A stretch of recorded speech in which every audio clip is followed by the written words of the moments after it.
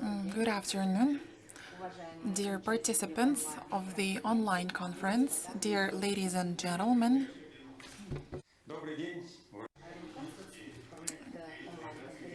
Ladies and gentlemen, good afternoon. Let me welcome you on behalf of the foundation of the first president of the Republic of Kazakhstan, Елбасы. Today is a very important day for our country, as the 24th of April is the day when we celebrate the 30th anniversary of a relatively new institute for all of us, the Institute of the Presidency. 30 the amendments to the Constitution of the Kazakh USSR were made a long time ago, and as a result, Nursultan Abishevich Nazarbayev was appointed as the president. This was the beginning of the establishment of the new legal institute, and today we hold our research to practice conference under very difficult conditions in terms of the COVID-19 pandemic. Nevertheless, the desires of scholars, scientists, and practitioners was very strong, as they all wanted to comprehend this day and come up with their political, psychological, and philosophical analysis in order to better understand the objective factors and subjective factors, the institute of the state power and the personality of the first president, Nursultan Abishevich Nazarbayev, because both of these factors affected the development of our country and are reflected in the successes that we see today. I think that these are the points of the agenda which we are going to tackle. We are very grateful to all of those participants who positively accepted our invitation.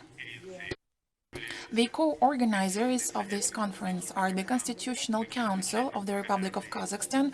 We'd like to thank the chairperson of the Constitutional Council, Mr. Mami, as well as the members of the Constitutional Council, who spared no efforts to make sure that they are connected to our online conference. We'd like to thank the chairpersons, members of the Constitutional Council bodies, Sorbonne Kazakhstan Institute of Abay Kazakh National Pedagogical University also helped us with this conference, because thanks to this institute, today we are able to listen to each other, and today we have an opportunity to work with the outstanding French specialists. We'd like to thank the Institute of the History of State. The director of this institute, Professor Ayagan, is going to moderate the second half of our conference. The conference brings together the representatives of the respected international organizations, particularly the European Commission for Democracy, Council of Europe. It's well known as the Venice Commission. The OSCE is also one of the participants of this conference. The Association of the Courts, representatives of the constitutional councils, experts in the field of law, outstanding public officials and figures, renowned scholars, legal experts, scientists, experts from far abroad and near abroad, students of leading universities of Kazakhstan, Russia, Kyrgyzstan, are also observing our conference. As we have already said before, we have with us the chairperson of the Supreme Court of Kazakhstan, Mr. Asanov, the chairperson of the highest Judicial Council, Mr. Talgat Danakov, as well as the deputies of the head of presidential administration, Mr. Zhiyinbayev, the counselor to the president of Kazakhstan, Madam Aliya Kalimovna Rakisheva, and many others are going to join our conference today. I would like to thank all of you for your involvement.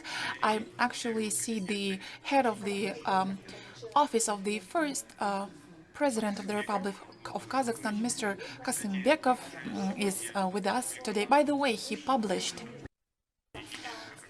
his article in Kazakhstanskaya Pravda newspaper that reflects, in my opinion, very deep scientific content and a lot of historical facts related to this day.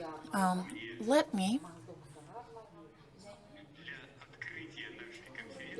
in order to open this conference, let me give the floor to the Executive Director of the Foundation of the first President of the Republic of Kazakhstan, Mr. Zhumabayev Kanat Nisipayevich. The floor is yours. Good afternoon, dear participants of the conference.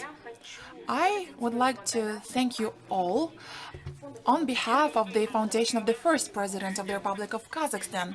The Institute of Presidency plays an important role in the formation of our country because a strong institute of presidential government has facilitated the successful implementation of political, economic and social modernization measures in the country, ensuring stability and unity. And therefore, the theme of today's conference is highly important for further sustainable development and prosperity of the country. Dear participants of the conference, on behalf of the foundation of the first President of the Republic of Kazakhstan, Yelbasi, I would like to welcome you at this traditional research to practice online conference. It's dedicated to the role of the Institute of the Presidency in the development of our country. We express our gratitude to the Constitutional Council of the Republic of Kazakhstan, the Institute Sorbonne Kazakhstan of Abay National Pedagogical University, and the Institute of the History of State of the Ministry of Education and Science of the Republic of Kazakhstan. This event is symbolic, as it takes place on the eve of the 30th anniversary of the establishment of the Institute of the Presidency in Kazakhstan. Today's event is highly relevant in terms of current international situation, as the global coronavirus pandemic has become a serious test of strength of political institutions in many countries. At the global level, the most optimal models of political structure are being vigorously discussed, and the role of the state is being actively revised. In these conditions, it is especially important to give an up-to-date assessment of the Institute of the Presidency in Kazakhstan, its role in the formation of the state and solutions to development challenges. Dear guests, in the modern history of Kazakhstan, a great historical role belongs to the first president, Yelbasi Nursultan Nazarbayev, because he is the founder of modern Kazakhstani statehood. The transition to market economy, the creation of the democratic society, the formation of national identity, strengthening of tolerance and harmony have become the fundamental tasks in the formation of our state. Over the years of independence, all major strategic decisions were initiated and taken with the direct involvement of the first president of our republic, and Yelbasi was able to convince the people of the correctness of the chosen path. The constitution of the country was adopted, national currency was introduced, and the armed forces were created as a stronghold of independence. The National Fund of the Republic of Kazakhstan was formed as a guarantee of security for future generations in terms of financial and economic crises. As we see, it was a visionary and wise decision.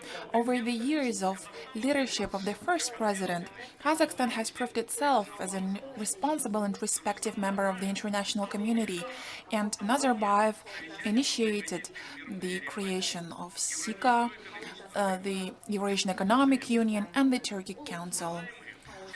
Distinguished conference participants, today on the 30th anniversary of the Institute of the Presidency in Kazakhstan, it can be stated with confidence that the presidential government has become the basic foundation of Kazakhstan's statehood. I would like to thank all the participants of the conference, and I wish you all fruitful work. Thank you for your attention. Thank you very much, Kanat Nisipayevich. So, Now our conference is now open, and I would like to give the floor for welcoming remarks to the co-organizer of this event, the chairman of the Constitutional Council of the Republic of Kazakhstan, Doctor of Law, Professor Mr. Mami Kairat Abdurzakovich. Good afternoon, dear ladies and gentlemen, dear colleagues. I'm really happy to see you all. I would like to welcome the participants of the conference dedicated to a very important topic because 30 years ago, on the 24th of April of 1990, when the Institute of the Kazakhstani Presidency was established, on the same day, the Supreme Council of the country elected Nursultan Abishevich Nazarbayev on the position of the President of Kazakhstan. And it happened in that very period where the Republic focused all of its managerial resources in the Supreme Council. And this historic period proven that such an approach does not result in historical progress. It slows down the progress. Therefore, Kazakhstan decided to centralize executive power under the guidance of the president, and the managerial mechanisms resulted in a very good, high sustainable development. 3 decades have passed by, and the Kazakhstani government went through different stages of development, transformation of the society and the government. And today's conference facilitated the establishment of a brand new presidential form of government, which is based on the unity of power, partition of powers into 3 branches, executive, judicial, and legislative, with the use of the system of checks and balances. This was extremely important in terms of implementation of the strategy that was aimed at strengthening Kazakhstan as a democratic country and an active participant of the international life. The presidential government has become the nucleus of the entire political mechanism that promotes country forward, and the presidential government was based on the constitution of the country. Hence, it resulted in the higher trust of people in the president. The head of state has the authorities to fulfill a managing and coordinating role in order to implement the main provisions of the basic law. In order to implement those provisions, the first president, Nursultan Nazarbayev, actively used all the institutional and ideological opportunities. And according to 3 constitutional reforms, national values and common values have been filled in and now being implemented in a new way in the daily life of Kazakhstani people. The image of the presidential government is changing because we see that the parliament is becoming more and more autonomous together with the government. However, we maintain the fundamental functions of the head of state in terms of political control. The subsequent implementation of the presidential concept on legal policy is being improved, as well as the legal system in Kazakhstan, and the new generation of the national legislation is responsive to the realities that are taking place in the global legal space. And the most important part here is about improving the entire system of the legal activities, law enforcement activities, and I'm sure that the presidential government fixed in the constitution will further ensure sustainability of our country, as well as high quality implementation of all the functions, as well as rights and freedoms of every human being. I am sure that today we'll have lots of interesting opinions voiced. I would like to thank our foreign colleagues for their willingness to participate in this forum. I wish everyone to have fruitful dialogue. This is a very difficult time for everybody, so please stay healthy, take care.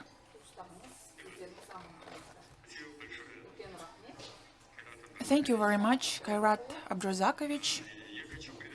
I would like to give the floor to our good friend, good old friend of all lawyers in Kazakhstan, the president of the Venice Commission of the Council of Europe, Mr. Gianni Bukikio. He's live with us. Задержки с переводом. We have some delays in terms of interpretation. To everybody, dear Igor, dear Mr. Ayagan, dear friends, it is a pleasure to address you on the occasion of this video conference on presidential powers dedicated to the 30th anniversary of the establishment of the Institute of Presidency in Kazakhstan. We are having this exchange under very particular circumstances, which affects all our societies.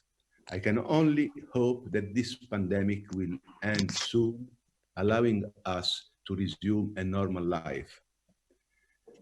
30 years ago, the republics of the Soviet Union were on their way to become independent states. Some were experiencing serious social unrest, others were in the process of a less agitated preparation of their future statehood. On the 24th April 1990, a year before the dissolution of the Soviet Union, the Supreme Council of Kazakh SSR established the post of president. This was an important step in building national institutions, but it also predetermined the choice of the future constitutional design, the presidential form of government. The presidential system was enshrined in Article 2 of the Constitution of Kazakhstan, adopted by national referendum on the 30 August 1995. Many countries of the former USSR opted for strong presidential powers after their independence.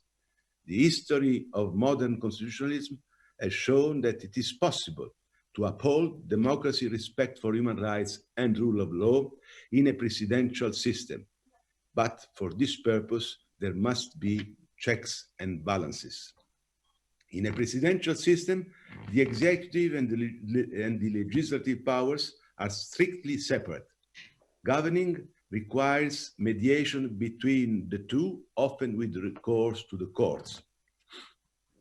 The powers of the president must therefore be balanced by equally strong powers of the parliament and of the judiciary. For any country aspiring to building democracy, it is not an easy endeavor to establish a real separation of powers. We at the Venice Commission are well placed to make this observation. Since its establishment 30 years ago, the Venice Commission has assisted numerous countries, including Kazakhstan, in conducting constitutional reforms. Separation of powers tends to evolve over time. Even if a constitution is balanced and well written from the start, much depends on how it is implemented. Sometimes practice reveals a need to amend the constitution. This is one of the reasons why many democratic countries conduct constitutional reforms, to seek a better balance between the executive, the legislative, and the judiciary, so that they can face new challenges and meet the legitimate aspirations of their citizens. The Venice Commission closely cooperated with some of its member states, in particular Armenia and Georgia, when these countries amended their constitutions to reduce the powers of the presidency in favor of the government and the parliament, in order to ensure a more effective system of checks and balances. One of the declared aims of the 2017 constitutional reform in Kazakhstan was to improve the existing system of separation of powers. In its opinion on the constitutional amendments, the Venice Commission stressed that the constitutional changes were a step forward, but could only be assessed over time once practical experience will have revealed the most appropriate approach, taking into account traditions and social development. I hope that exchanges like the one we have today will contribute to the process of reforms in Kazakhstan. I can assure you that the Venice Commission will stand by the authorities of Kazakhstan to continue and further develop our cooperation. Thank you very much for your attention. Thank you very much. Спасибо большое. Thank you very much, Mr. President. I would like to thank you for your participation in this conference, and I would like to wish you to have your favorite city and our favorite city, Venice, open, so that the Venice Commission could hold an event of this kind in your beautiful city. The next floor goes to the Minister of Justice of the Republic of Kazakhstan, Mr. Beketayev Marat Bakhadjanovich.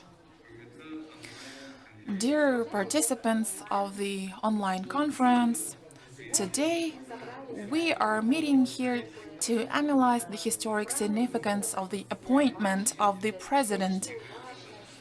We are here to exchange our views on the main stages of the development of the Institute of Presidency and to speak of the role of the president in ensuring political stability. The adoption of the law on the appointment of the president of the Kazakh SSR and amendments to the constitution of the Kazakh SSR on April 24th of 1994 has become the special stage in the state building of our country.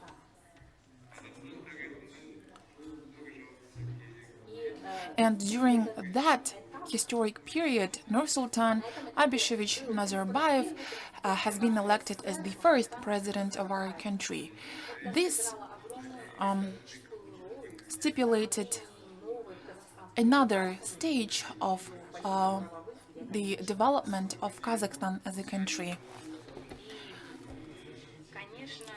Of course, thanks to the first president of the Republic of Kazakhstan, the post of the president of Kaz SSR was established, and according to the Article 1 of the Constitution of the Republic of Kazakhstan, Kazakhstan has been declared as a secular country, legal country, and democratic country, and that played a very important role in the further development.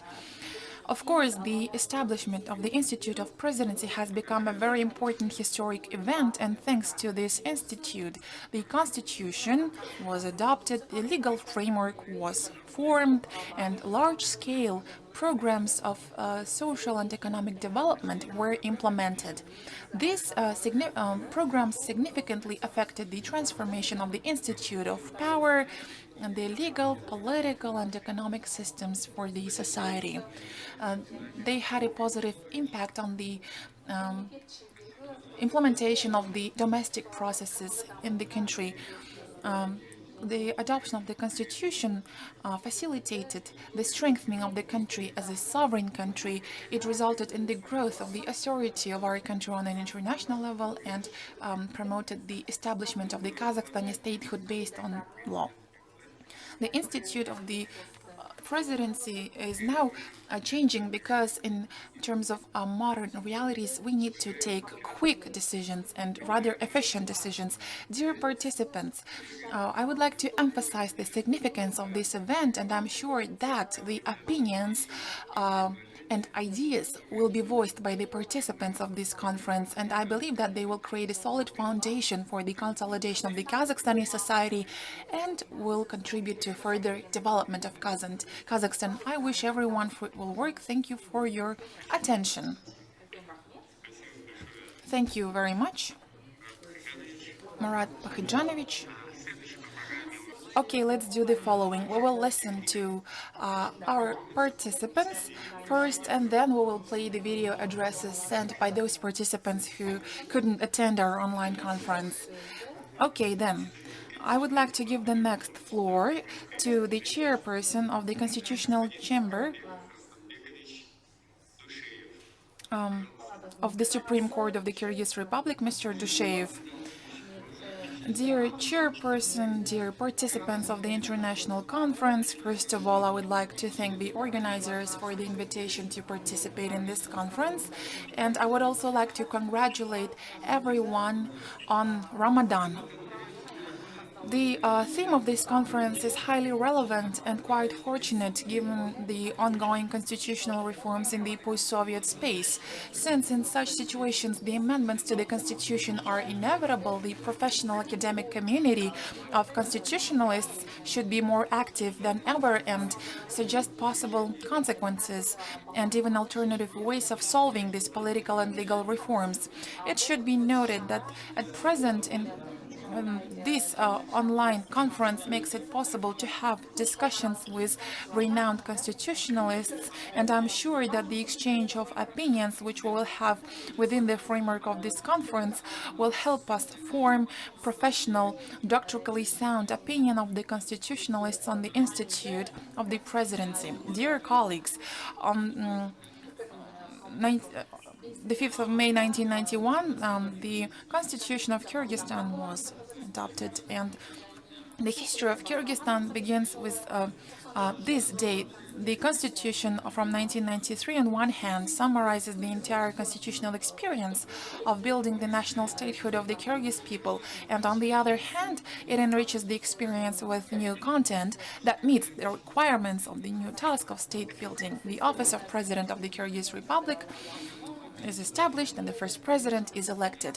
However, a new constitution of the Kyrgyz Republic didn't remain unshakable, and it's been repeatedly amended to delimit powers between public authorities.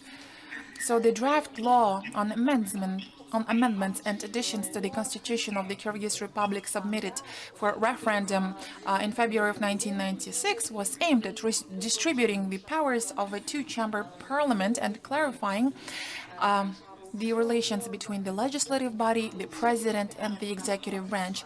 These amendments propose to delimit the power of the head of state and parliament with strengthening the influence of the former. And as a result of these changes, the powers of the president were significantly reinforced, while the parliament became weaker. So, the president, in this case, was given the right to dissolve one or both chambers of parliament, and at the same time, the parliament, in cases specified by Constitution, was entitled to consider the suspension of the president from office. But this mechanism was complex and didn't work. Henceforth, another set of changes took place in October of 2007, and according to these changes, the president was able to suspend the normative acts of the government and other representatives of the executive branch. Moreover, there was a norm according to which the president fulfilled his functions not only under the provisions stipulated by the Constitution, but also had the powers as a head of state to expand the adoptions of laws which he himself could initiate through the right of legislative initiative provided for in the Constitution. And the foregoing indicates that the country before the April events of 2010 was always in search of some kind of constitutional ideal.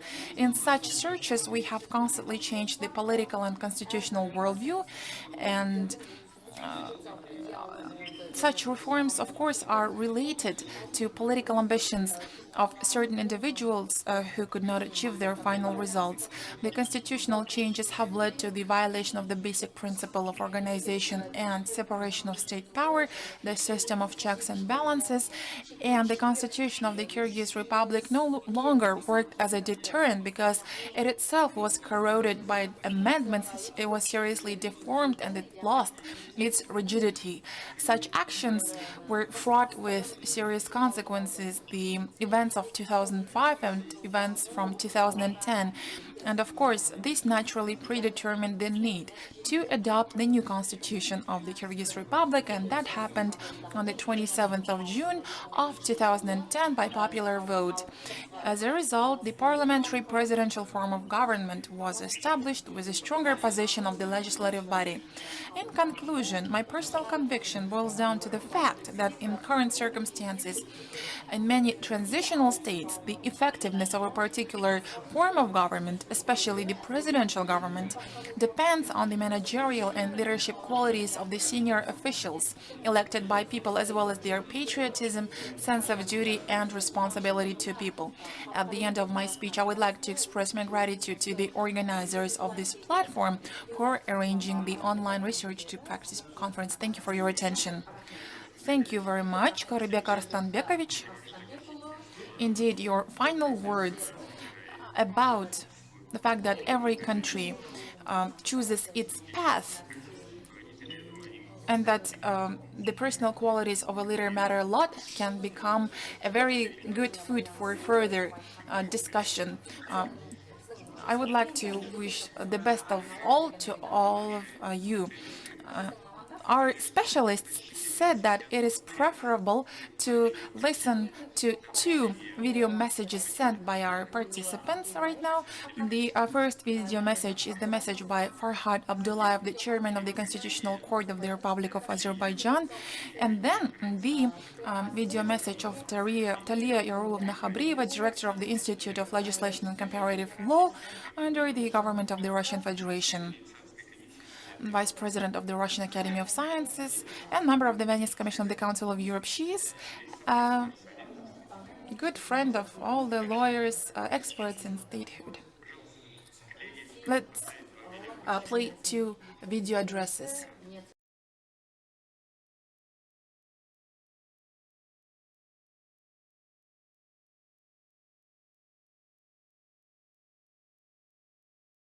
Уважаемый Канат Насибаевич, уважаемые участники конференции, дамы и господа, рад приветствовать и видеть вас в добром здравии Игоря Ивановича, Кайрата Арбзакуловича, Талию Яруловну, господина Джани Букикио, Карабека Арстанбековича и многих наших коллег и друзей. Надо признать, что сегодняшнее мероприятие проходит в непривычном для нас формате, дистанционном, так сказать. Это обусловлено тем, что пандемия COVID-19 стала серьезным вызовом для всего нашего общества. Сейчас очень сложно предугадать, каковы будут определенные перспективы в будущем. Однако, несомненно одно, что пандемия будет иметь определенные экономические, социальные и, вполне возможно, политико-правовые последствия. С этой точки зрения, конечно, сегодняшняя конференция, которая была организована нашими казахстанскими коллегами, имеет огромное значение. И сама тема «Президентская форма правления», конституционная основа и политическая практика, она весьма актуальна на сегодняшний день. История и мировая практика свидетельствуют, что институт президентства во многих странах использовался при решении вопросов, связанных с выходом этих стран из кризисных ситуаций. Еще Шарль де Голль, высказываясь о президентском правлении, говорил, что в трудные времена необходимо, чтобы государство имело руководителя, в котором нация может видеть стоящего над течениями человека, уполномоченного решать задачи гаранта и ее судеб. В демократическом обществе политика осуществляется для людей и через людей. Только через взаимодействие их интересов и воли определять содержание и направленность политической жизни общества. При этом роль личности в истории государственного строительства была и остается важнейшим фактором. Именно в период кризиса в Азербайджане была введена президентская форма правления. После краха монополии коммунистической партии в условиях отсутствия партийного плюрализма возникновение института президентства в нашей стране стало важным условием обеспечения целостности государства, сохранения национальной независимости. История независимой государственности свидетельствует, что в условиях освобождения от имперской системы и вступления на путь независимости когда существуют различные, подчас небезопасные интересы региональных и мировых сил, защитить национальные интересы и возглавить процесс строительства государства может лишь волевая личность, поддерживаемая народом. Лидером, способным справиться с этой задачей в нашей республике, был Гейдар Алиев, человек, чье имя ассоциируется в Азербайджане с государственностью, независимостью и демократией. Именно под его непосредственным руководством был разработан проект первой Конституции независимого Азербайджана. Так же, как и в Казахстане, под руководством Нурсултана Абишевича Назарбаева был подготовлен проект новой Конституции, текст которой был утвержден 30 августа 1995 года. Как известно, в 2017 году в Казахстане была осуществлена конституционная реформа. Мы все были свидетелями этого, затронувшего многие аспекты права и политики. Перераспределение некоторых полномочий позволило президенту республики сосредоточиться на стратегических сферах, таких как осуществление внешней политики, обеспечение национальной безопасности, а также исполнение роли главного арбитра в системе разделения властей. Сегодня институт президентства обладает весомым организационным единством, конституционно закрепленными властными полномочиями и действенным механизмом их реализации. Статус этого института таков, что позволяет рассматривать его с точки зрения особого участника системы разделения властей. При этом задачи президента, как гаранта Конституции, ответственнее любого другого органа. Президент обязан принимать все дозволенные законом меры по защите конституционного строя, реальному обеспечению прав и свобод человека, охране суверенитета руководимой страны, ее независимости и государственной целостности. Уважаемые участники конференции, надо сказать, что президент, получающий легитимность непосредственно от народа, обладает дискреционными полномочиями в жизненно важных для общества сферах жизни. А организацию такого процесса призвано обеспечить лицо, которому не безразличны общенациональные интересы государства в целом и отдельной личности в частности. Сегодня и президент Азербайджана господин Ильхам Алиев, и президент Казахстана господин Касым-Жомарт Токаев обладают всеми необходимыми качествами для выполнения сложных и ответственных задач, стоящих перед главами государств. Дорогие коллеги, очень важно сегодня отметить, что конференция состоялась, несмотря на ситуацию, с которой мы столкнулись и столкнулся весь мир. И есть возможность послушать, обсудить, обменяться мнениями. Поэтому я хотел бы выразить искреннюю благодарность участникам конференции, всем тем нашим дорогим коллегам, которые взяли на себя ответственность и этот груз ответственности подготовить платформу, собрать у мониторов столь уважаемую аудиторию. Уверен, что работа конференции будет плодотворной, и вместе с вами мы придем к интересным и значимым итогам. Очень надеюсь на встречу в августе этого года в Нур-Султане и желаю вам всего самого доброго и успешного проведения конференции. В связи с конституционным преобразованием Республик Казахстана и России.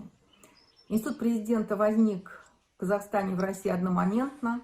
Добрый день, уважаемые коллеги. Политико-правовых традиций, Хочу высказать некоторые... Dear colleagues, I would like to share some thoughts about the identification of the Institute of Presidency with regards to the constitutional transformations in Russia and Kazakhstan. The Institute of the Presidency was established in Kazakhstan and Russia at the same time based on historic roots, traditions, values, and it is interesting to look at this 30-year experience in terms of the global constitutional context. And the constitution shows the trend towards transformations, and we have this so-called concept of social constitution, and there are the concepts of new democracy and old democracy, and they're being filled in by new content and new markers, and this allows me to say that the modern model of the constitution evolves into the value-based model. These changes tackle the institute of the presidency too. Initially, we see very complex combinations of the legal role and social roles of the president, and it can be noticed on the example of certain countries. We see moral and ethical elements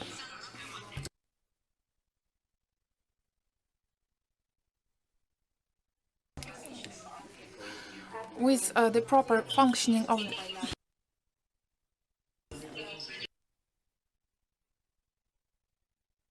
the person.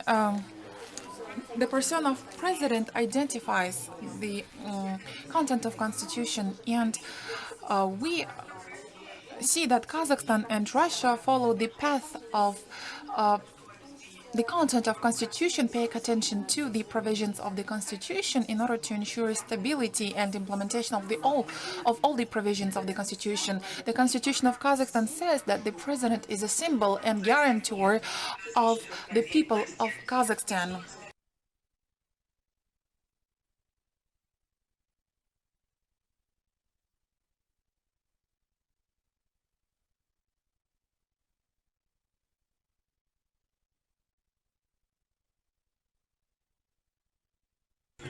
Kazakhstan and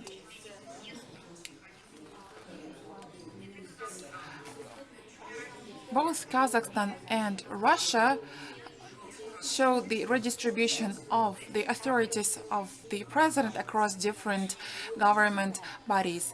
Another good example is modernization of the content of the basic law. Kazakhstan holds continuous constitutional reforms, whereas Russia conducts single reforms, and I think that one of the largest scale reforms can be called constitutional reforms.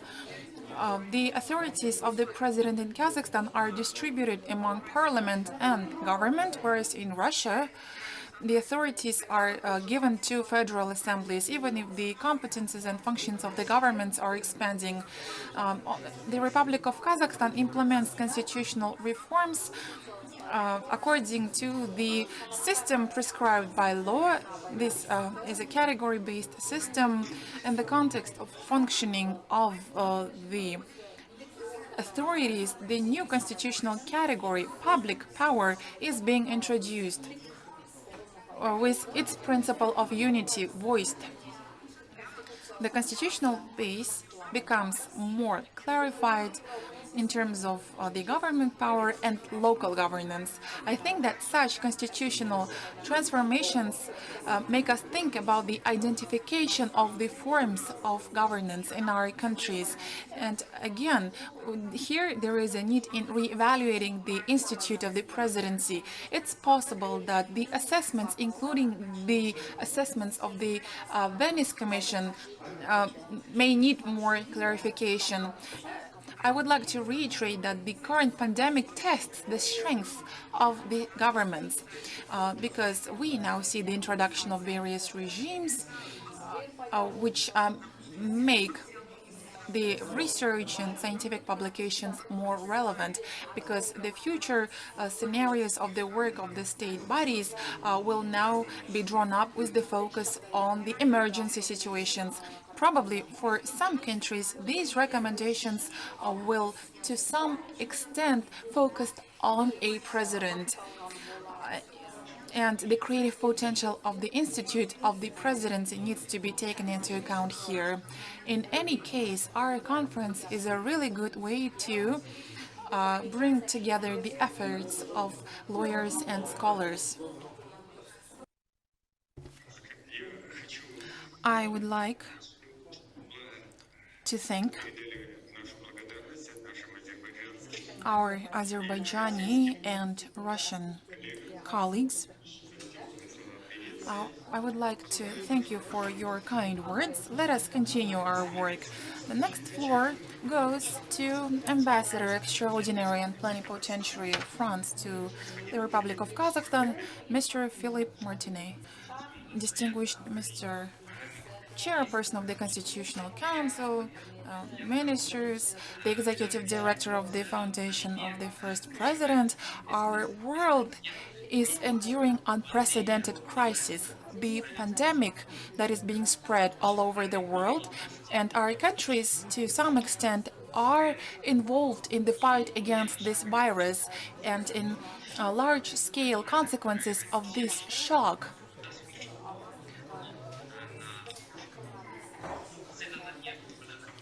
You are aware of the events that are taking place around the world right now. For example, the drastic drop in oil prices will result in deep recess, and this is something that is being observed in all of our countries. Unless we get a good vaccine against the virus, we won't be able to move forward. And in terms of this crisis, we strive for a strong international cooperation. We need to be united in this fight against the epidemic. Therefore, there is a need in the proper functioning of the multilateral organizations such as WHO. We need to work with the countries that need help. For example, France recently supported the president of Senegal and has written off the debt that it had.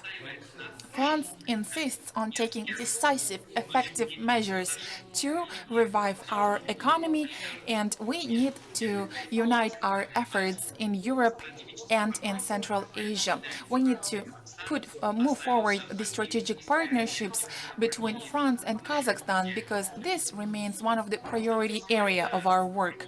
In order to make everything effective, we need strong and sustainable national institutes. And the Institute of the Presidency in France and Kazakhstan have similarities. We are aware of this. Why? Even if these institutes developed separately, the Constitution the text of the Constitution emphasizes the revolutionary practices, and the subjects of the constitutional law have collected different analysis of examples taken from other countries. I would like to welcome the participants of our conference, but I would like to mention Catherine Pujol and Mr. Master they are also participating in our conference, and I think that their participation once again underscores the cooperation of France and Kazakhstan in the field of humanitarian law. We all need restructured organic exchange, scientific exchange, in the modern international context. But this is a very complicated task, as you can see. Hence, first of all, I would like to encourage and positively assess the enormous work that has been done by the organizer of this conference, the foundation of the first president of the Republic of Kazakhstan.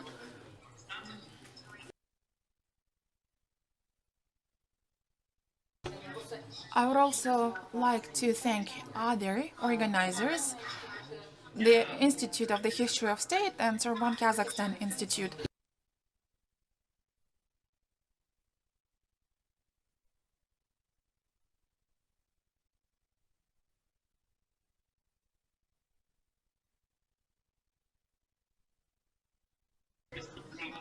Unfortunately, the interpreters cannot hear the speaker. The Institute Sorbonne Kazakhstan, created 5 years ago, launched the new curriculum, the double diploma program for undergraduate students. And the professor from Lorraine University can prove that this curriculum is aimed at training bilingual experts who will be serving to their country in the future. This cooperation is a good example of exchange in the educational dimension.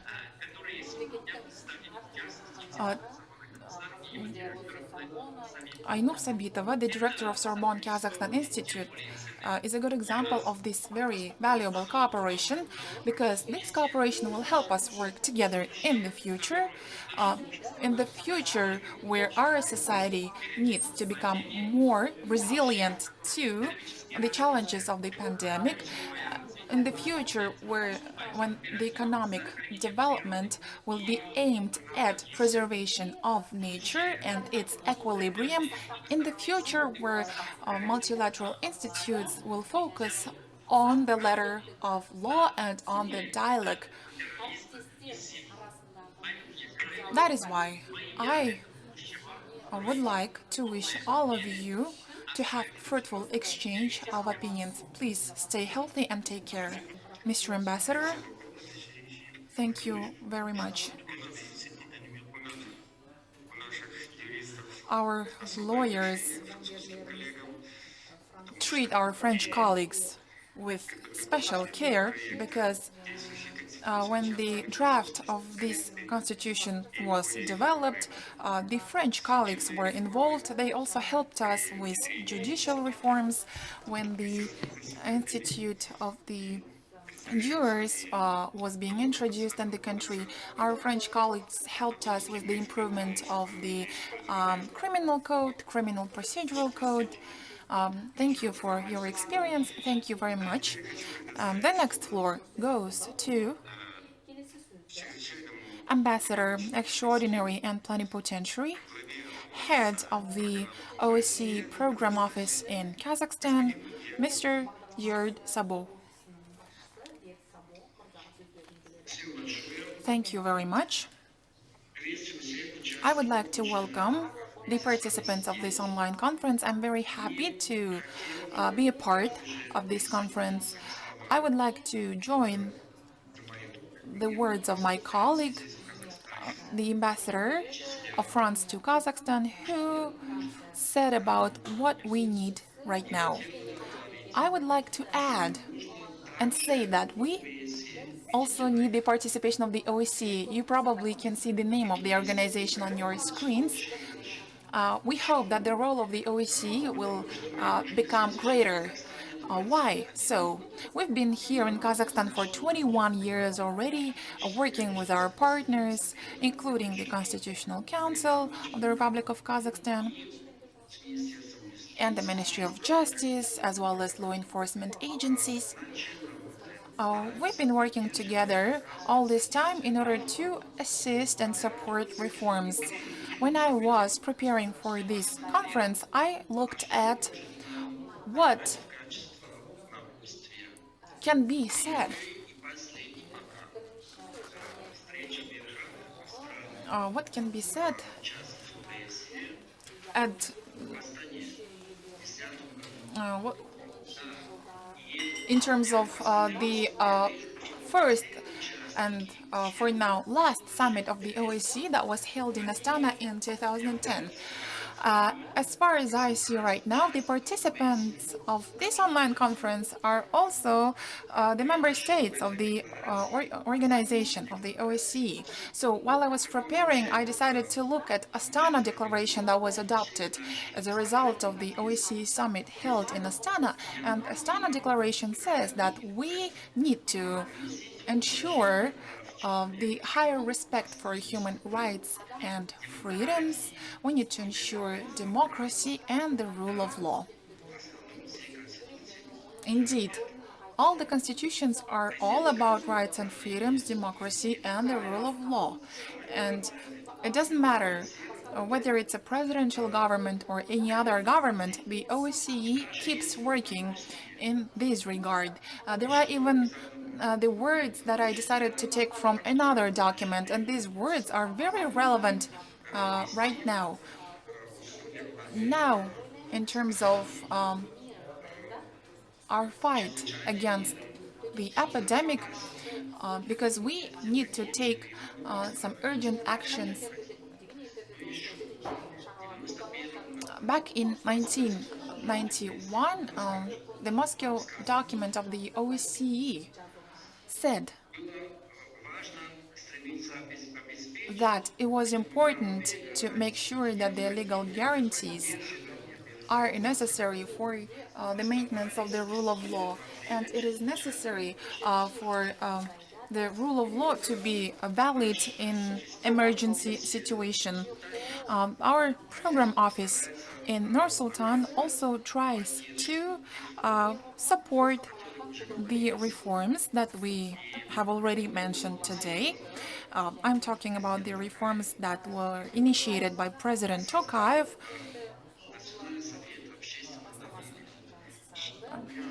by establishing the Council for Public Trust.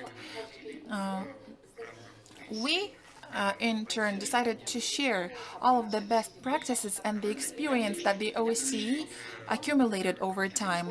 I hope that we will be able to voice new ideas during today's conference, the ideas and thoughts which we could work on in the nearest future.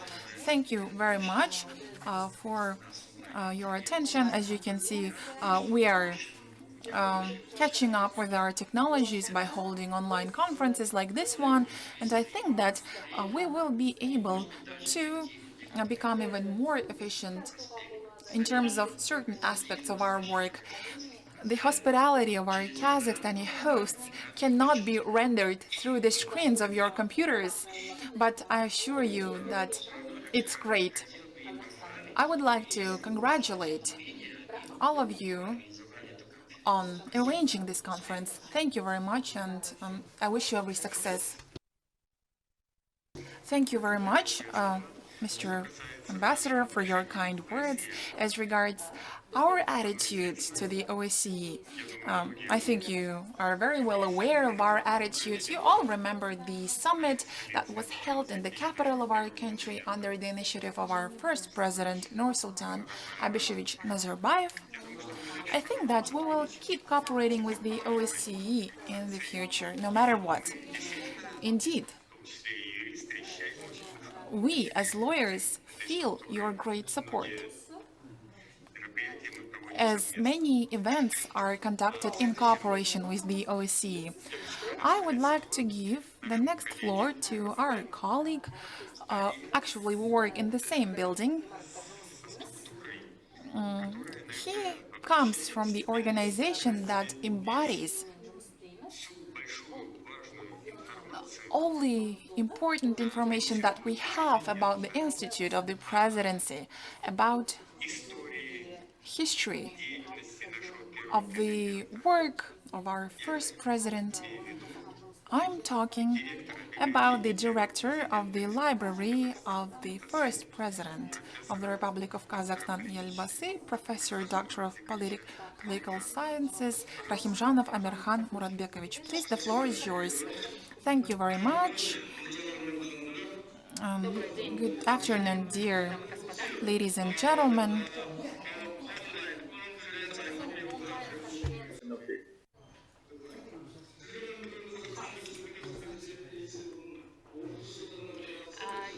I would like to say that I'm very happy to attend this online conference devoted to the 30th anniversary of the Institute of Presidency.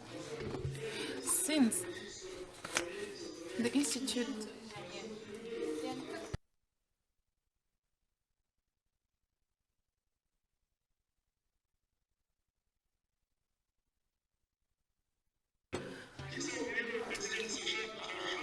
George Washington, the first president of the USA, said these words: "The Institute of the Presidency in the contemporary world has its peculiarities and specific characteristics, accompanied by public mentalities, traditions, and customs." The State Secretary of the USA said that the Institute of the Presidency of the Western countries developed gradually, whereas new countries have established their institutes of presidencies from scratch, and it didn't take long for them to evolve over time.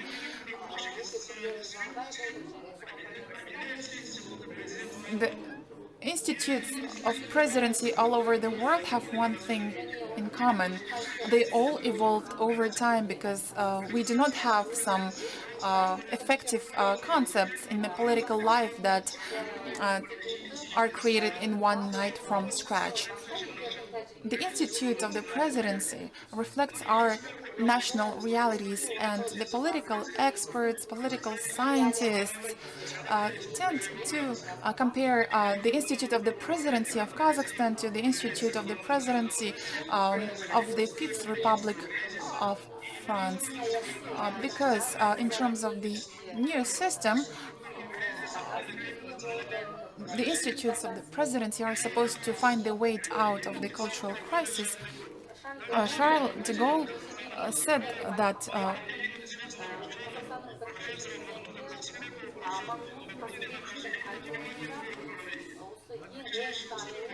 the Institute of the Presidency promotes economic, political, and social development of any government. The history, the history also shows that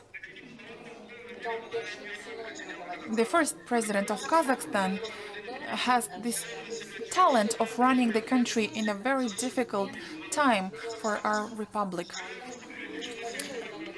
At the session of the Supreme Council on the 24th of April of 1990, Nursultan Nazarbayev said that the work of a president is focused on implementing or meeting the interests of the entire nation, because that is the main foundation for president's powers. From the book by Nazarbayev reflects the situation that we all witnessed in 1990s, and he says in his book that in terms of societal chaos we need to take decisive steps to be able to get to a brighter future. And here it is really important to pay attention to the politics of sanity and rationalism.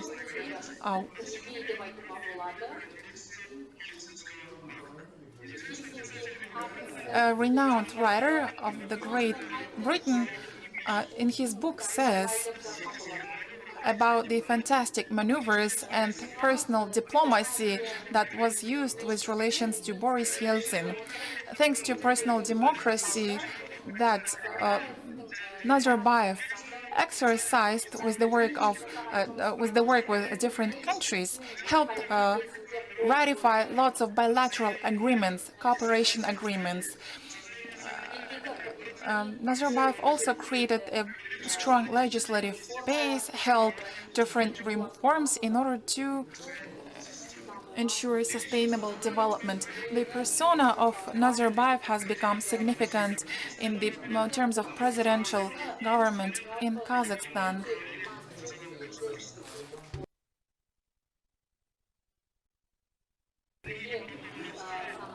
In his book, he says that there is no such democracy or political freedoms that would satisfy everyone.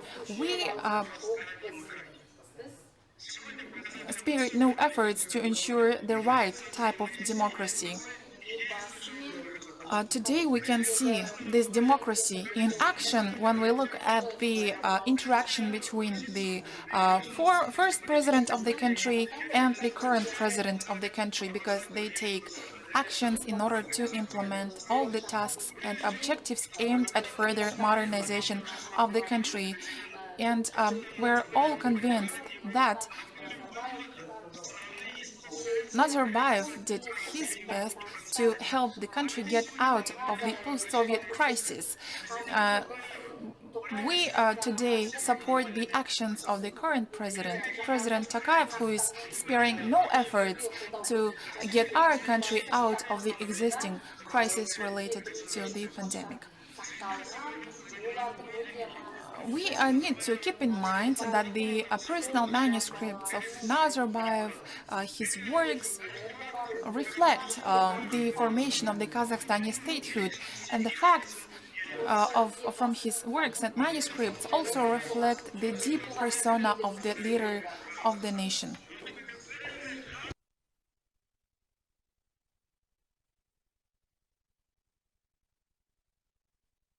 Thank you for your attention. Thank you very much, Amirkhan Muratbekovich. I would like to give the next floor to the person who is very well aware of the structure that were mentioned by our French speakers. I'm talking about Sorbonne, Kazakhstan, which is being run by Sabitova Aynur Alimkhanovna.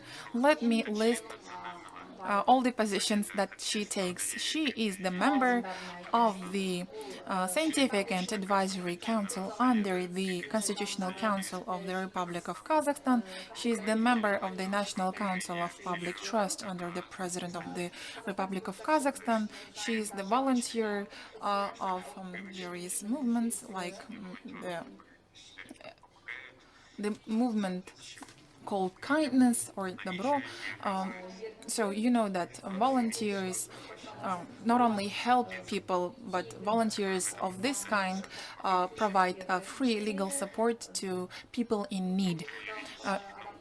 Aynur Alimkhanovna is the Doctor of Law, professor. The floor is yours, Aynur Alimkhanovna. Thank you very much, Igor Ivanovich, dear conference guests, good afternoon. I'm really glad to see the conference participants. It is a great honor for me to give welcoming remarks to such a respected audience.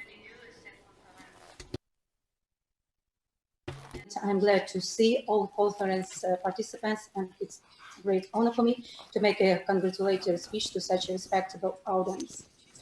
The revision of the previously existing foundations providing for the breakdown of the old totalitarian system at the turn of the formation of a new sovereign state and the creation of the new power structures is the most difficult task that the state leaders face during democratic transformations. Since the further development of the country is going to be determined by the quality of the institutes of power, as it was mentioned before by our distinguished speakers, the Institute of the Presidency was established before Kazakhstan gained its independence, and it was fully accepted after the current Constitution of Kazakhstan was adopted by the people. Our distinguished moderator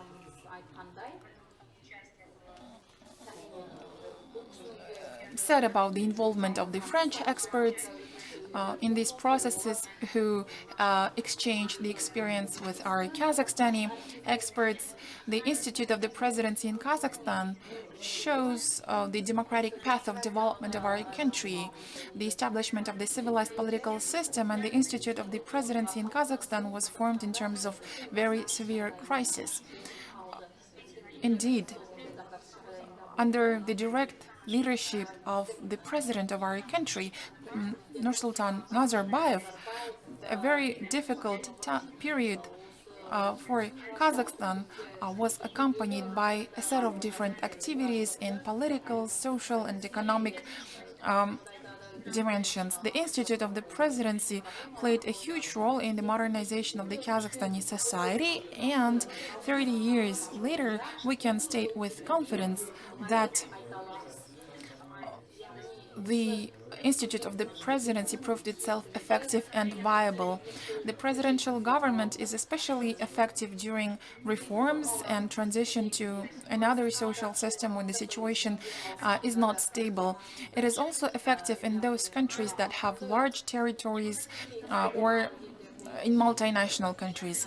The merit of the first president of our country, the leader of the nation, Nursultan Nazarbayev, is huge because during the first years of independence, he trained young specialists by sending them to the best universities of the world.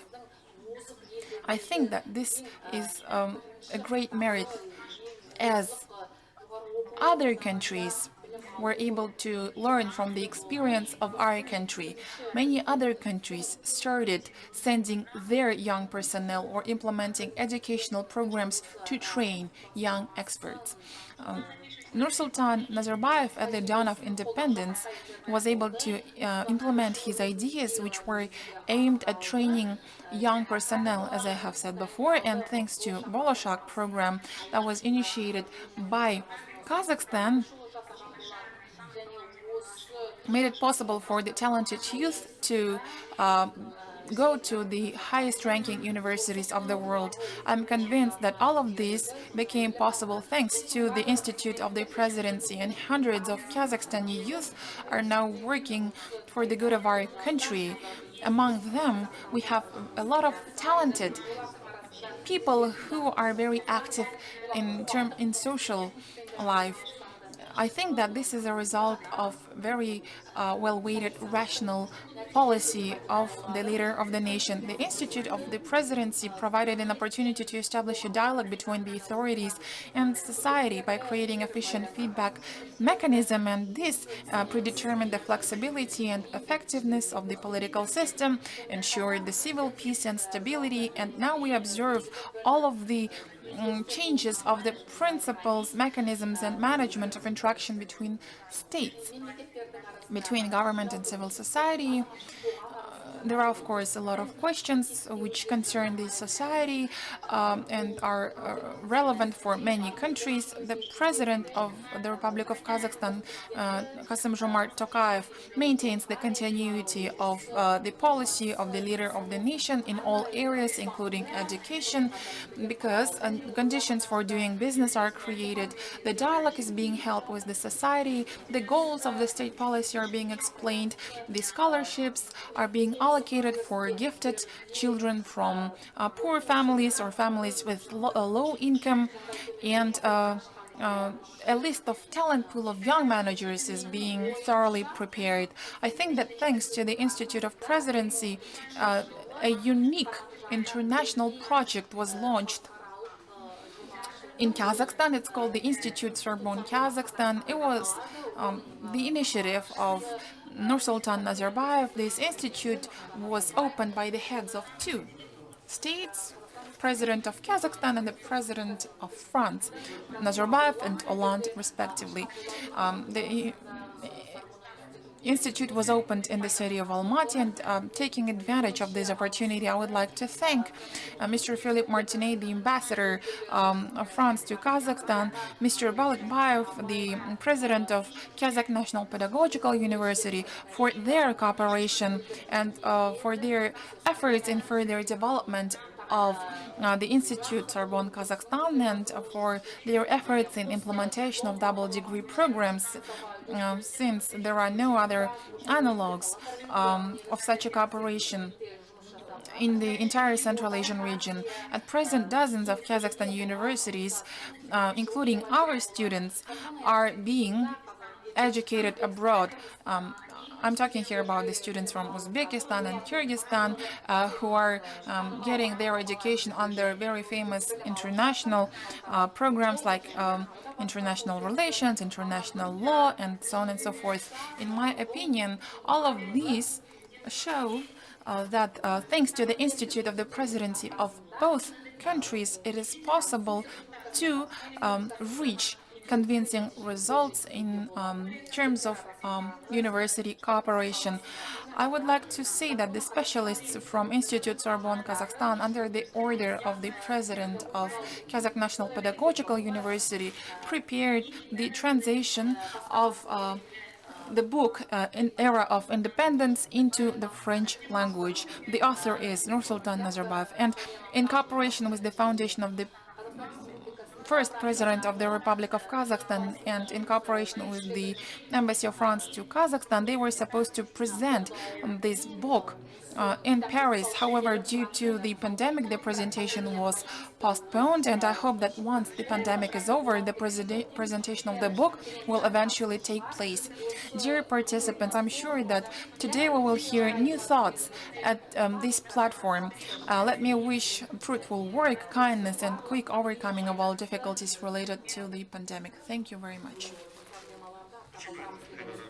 Thank you very much, Aynur Alimkhanovna, for your welcoming remarks, for the support of your institute to organize this conference. And I would like to thank Tagir Ospanovich, the president of of Kazakh National Pedagogical University, because without his help, we wouldn't be able to arrange this kind of event. Dear colleagues, I have one idea. We were supposed to listen to the welcoming remarks of one of our organizers.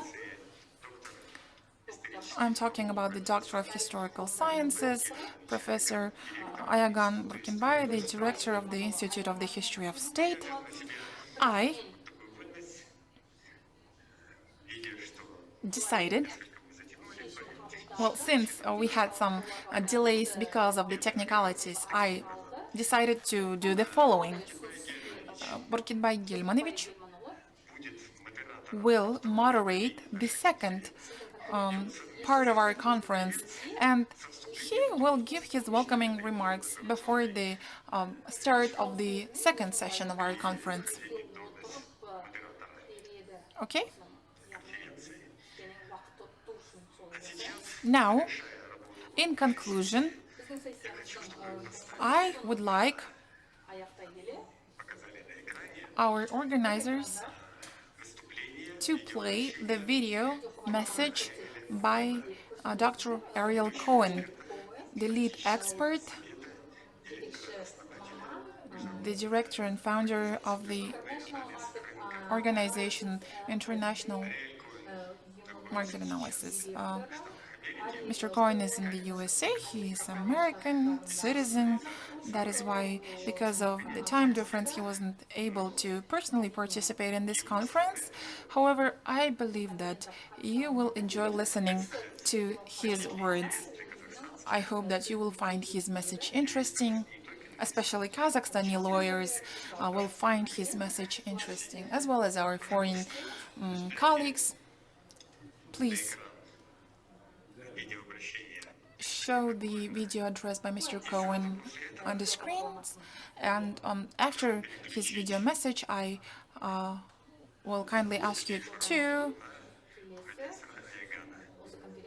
listen to Professor Burkinbay Gelmanovich Ayagan, because he is going to moderate the second session of our conference.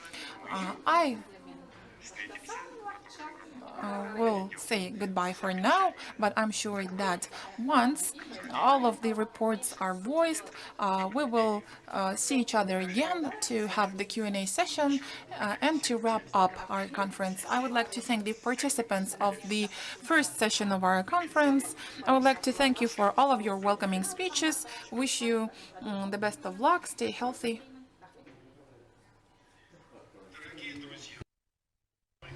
Dear friends, ladies and gentlemen, dear colleagues, we are here today to celebrate the 30th anniversary of the establishment of the Institute of the Presidency in the Republic of Kazakhstan. That was an important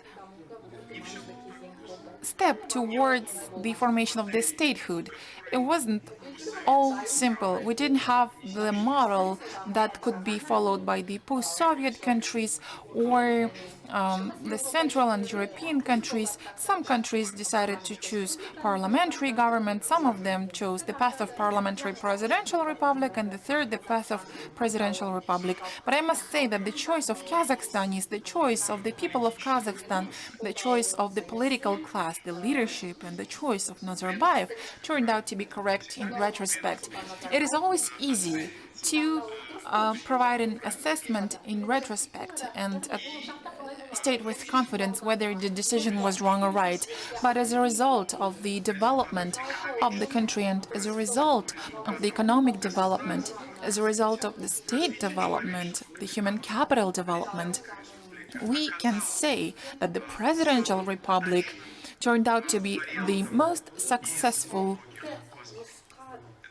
decision. It does not mean that we have no room for further improvement, that we have no new tasks or challenges. The President Tokayev spoke of it too. Nevertheless, when it comes to achievements, the policy of creating modern economy on the basis of market mechanisms and of foreign investments, as well as the creation of domestic capital, national capital, the investments in human capital, for example, Bolashak program, attraction of foreign companies, the role of Kazakhstan as a neutral platform in Eurasia for a variety of diplomatic initiatives and negotiations. All of this is the result of a vision for the development concept formulated by the first president, leader of the nation, Nursultan Abishevich Nazarbayev. The result of the vision that was supported by the political class. Thank God no one says today that we should stop here. It is clear that the political development and revision of the commodity-based model of development is highly important, especially now when we see this catastrophic drop in oil prices and an unprecedented economic recession since the Great Depression. And hopefully, with God's help, we'll be able to overcome these difficulties in the second half of this year and the beginning of next year. As regards our anniversary, I must say that there are a few countries in the post-Soviet space, or transit countries in general, including the countries of Central and Eastern Europe, which were able to achieve such results with such a presidential model and with such leadership qualities. Thank you very much. I hope that soon we will see each other live, not virtually. Thank you and all the best. Distinguished conference participants, dear guests, you have already listened to the welcoming speeches during the first session of our conference that was moderated by Mr. Rogov.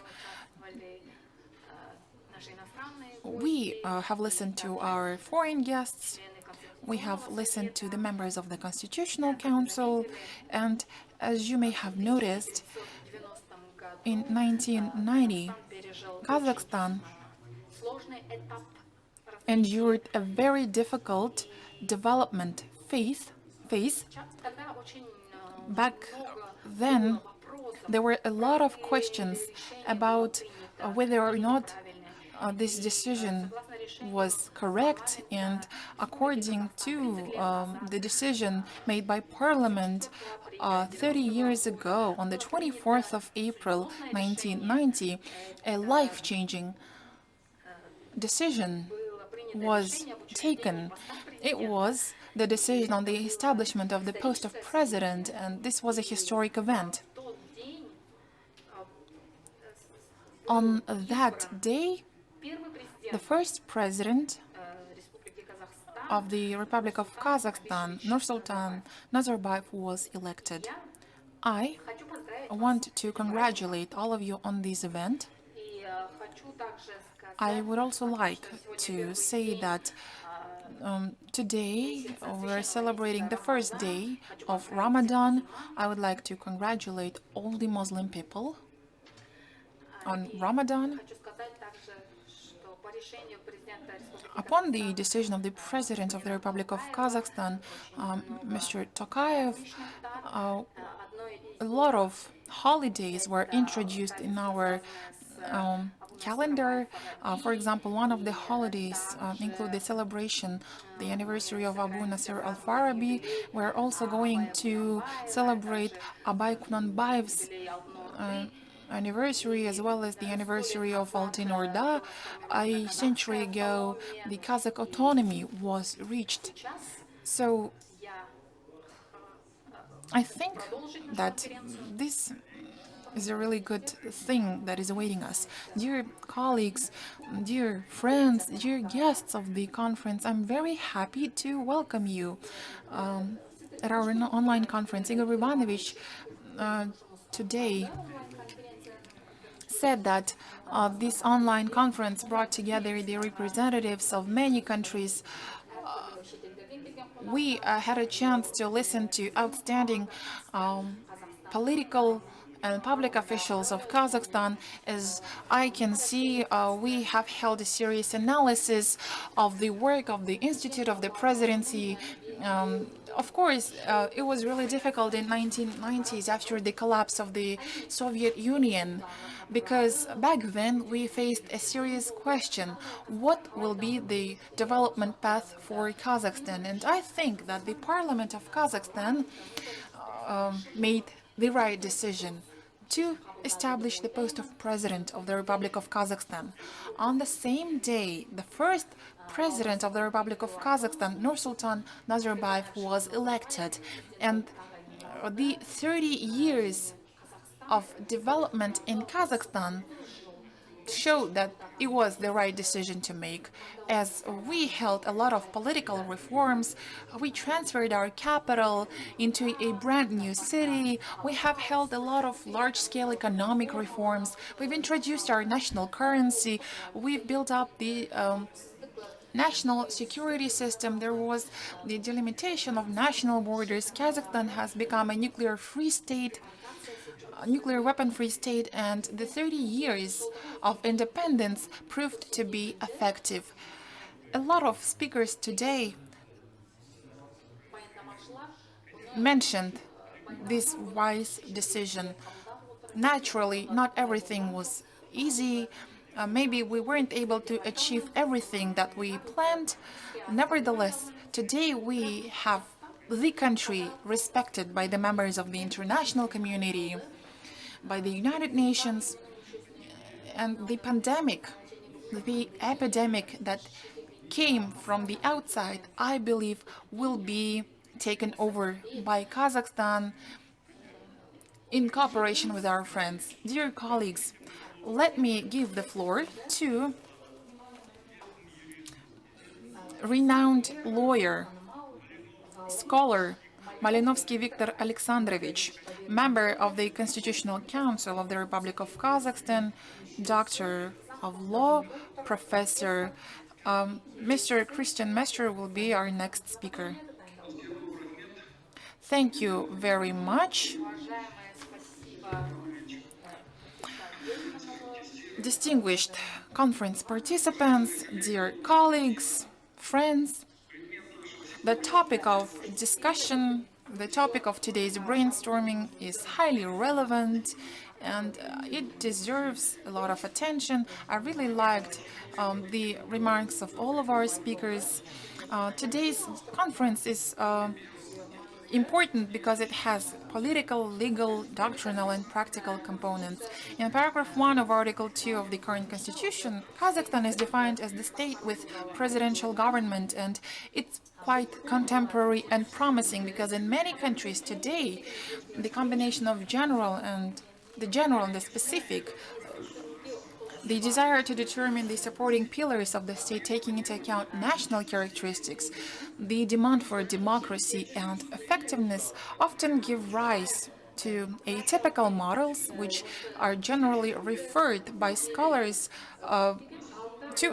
referred to as mixed form of government.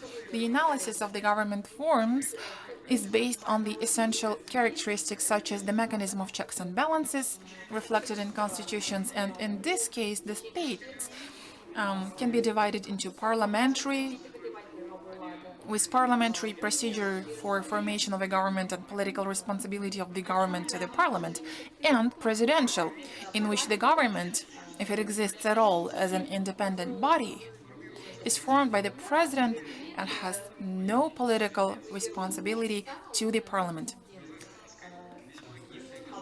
Parliamentary and political forms of government. The genetic defects of both a purely presidential and a purely parliamentary republic have been removed in Kazakhstan. The mechanism of checks and balances is designed in such a way that the state can be resistant to political fluctuations, so that all the state bodies perform their constitutional functions properly, preventing conflicts and, in case of a conflict, resolving them according to constitutional procedures. The constitution contains the dynamic potential of the Kazakh presidential form of government because it allows, depending on the specific life circumstances, to transfer power resources across the highest government bodies, primarily thanks to the president's ability to strengthen the government. This allows to transform the constitutional design without significant shocks and to ensure the rule of law, to enforce human values, to overcome regional financial and economic crises, as well as new challenges and threats. It should be noted that the Institute of the Presidency, which was born on the 24th of April of 1990, with the establishment of the presidency in the country, consisted then of the position of the head of state and his small office, but by now it has formed into an independent, full-fledged branch of power. Since April 1990, various versions of the parliamentary, presidential and semi-presidential republics with a reinforced parliament or reinforced president were tested in the country. The status of the president of the republic evolved from just the head of state to the head of state and the highest executive power, then to the head of state and just executive power, and then to the current head of state and senior official. The modern presidential government is characterized by the specific mission and functions and the constitutional and legal framework, the system of government bodies, institutions and organizations, as well as the state and public entities, and a constant, trustworthy and authoritative communications and interactions with the civil society. According to paragraph 4 of Article 3 of the Constitution of the Republic of Kazakhstan, the state power in the Republic is unified and it is exercised on the basis of the Constitution and the laws in accordance with the principle of its divisions into legislative, judicial, and executive branches with their interaction based on the system of checks and balances. This approach is considered creative. During the second half of the 20th century and the first half of the 21st century, with the traditional acceptance of the partition of powers, comes an understanding of the need for and interaction between the branches of power, and the requirement for partition of powers in constitutions is supplemented by subsidiarity and proportionality of state power. The Lisbon Protocol of the European Union has abstracts on subsidiarity and proportionality, and they are proposed to be included in the description and execution of the state power of national constitutions. According to the Master of Comparative Constitutional Law, Professor Chirkin, the constitutional formulations not always catch up with the theories. For example, the Constitution of Kazakhstan from 1995 gives not a complete but systematic definition that includes lots of contemporary interpretations of this concept. Of a considerable interest are contemporary studies by Professor Vergeli, the public law doctor, because in his article, Equilibrium of Power, the Constitutional Utopia, he says, and I quote, "They are eager to make the cornerstone of the democratic structure of the liberal system out of the theory of partition of powers. However, the reality is more complex: to share power in order to maintain power." This is the motto of the founders of the constitutions of 1795 and 1848. The aim is to move power to the center in order to act. This is the motto of the Gaullists. During nearly 30 years of the state independence, Kazakhstan has become an established, strong, modern, successful, and independent state. The presidential government plays an initiating and integrating role in carrying out transformations in strengthening Kazakhstan as a democratic, secular, legal, and social state. The basic law entrusts the President of the Republic with the functions of the political leader, political coordinator, and political arbiter. It comes from Article 40 of the Constitution. In the spring of 2019, there was a transfer of the supreme power, and it paved a way to previously unknown state of functioning of the Kazakh presidential form of government. It was the stage of simultaneous legal and legitimate activities of the first president of the Republic of Kazakhstan, the leader of the nation, Nursultan Nazarbayev, and the current president of the Republic of Kazakhstan, Kassym-Jomart Tokayev. This provided additional opportunities for the implementation of a constantly conducted course of social harmony and political stability. As Kassym-Jomart Kemelyevich mentioned, the forms of government can be properly independent when there is a strong leader who is accountable to the people of the country. In conclusion, I would like to say that there are a lot of examples in the world that testify that policy making and the implementation of policies are not always related to the form of power. Their effectiveness primarily depend on the managerial and personal qualities of the leader of the country. And the respected chairperson of the Constitutional Chamber of Kyrgyz Republic, Mr. Dushev, mentioned this, as well as Amirkhan Rahimjanov. There is a need in a very strong and charismatic person. Given the fact that Kazakhstan was at this very difficult historic crossroads in the course of the last 10 years, the persona of Nursultan Nazarbayev becomes the image of the leader of the society and the leader of the state. And he is not just a statesman, he is the leader of the nation who brought together people in the country and created new Kazakhstan. Many constitutional scientists and political scientists state that Yelbasi, because of his strong connection with the people of Kazakhstan, enters the political system directly and as one of its main backbone elements. Along with the existing constitution, which is the brainchild of Nazarbayev, there is the institute and persona of the first president of the Republic of Kazakhstan. This doctrinal position was implemented during the third constitutional reform. I would like to emphasize one eloquent fact. Originally, Nazarbayev had the status of the president of the Republic, but the phrases first president, the first president, leader of the nation came to life in 2000 and in 2010, respectively. It means that when many people, not only in our country, but beyond our country, started to proclaim the historical and global merits and contributions of Nursultan Nazarbayev, they started talking about the phenomenon of Nazarbayev. His historical mission necessitated the constitutional consolidation of the special status of the first president of Kazakhstan, the leader of the nation. The constitution was amended twice, and the constitutionality of the institute was repeatedly confirmed by the Constitutional Council.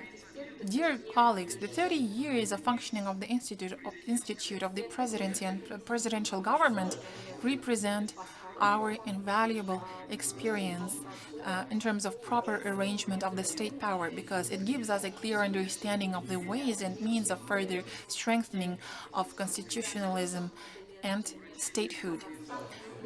It helps us reinforce the rule of law and unite people. I would like to thank you for your attention, and I would like to express my sincere gratitude to everyone who organized this forum and participated in it. I wish you every success. Thank you for your attention. Thank you very much, Viktor Alexandrovich, for a very interesting and substantive report. Dear friends, I would like to let you know that you can watch this online conference on YouTube or on your social media, because a lot of people are watching the conference, and the scientists from the Ministry of Science and Education, the scholars from Al-Farabi Kazakh National University, the scientists from Eurasian National University are sharing their feedback with me. It is great to see that a lot of representatives of the academic circles are participating in this conference. I also would like to say that after this online conference is over, we will publish the collection of all the speeches of the participants of this conference. I assure you of the fact that there will be a lot of interesting statements from our participants from Russia, Azerbaijan, France, and Ukraine and other countries. Now the floor goes to Christian Messer, the Honorary President of Schumann University, Director of the Institute of Law, Political Science and International Relations, University of Strasbourg, Doctor of International Law, Professor, European expert, winner of international awards. Next floor will go to Professor Udartsev.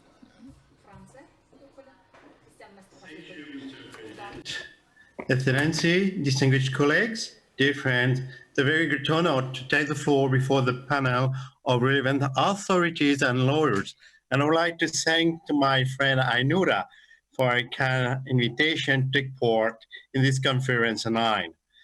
I'm going to deal with the French Constitutional Council, giving priority to two main issues. The first one relates to the former President of the Republic as member of this body, and the second concerning the new procedure of seizing by the priority preliminary ruling. As you know, the Constitutional Council was established by the Constitution of the Fifth Republic, adopted in 1958. It's not a Supreme Court that is hierarchically superior to the Council d'État or the Court of Cassation, but a constitutional body with two essential functions. In one hand, the supervision of elections, both presidential and parliamentary, and in the second, the interpretation of the fundamental meanings of the Constitution, including the review of the constitutionality of legislation.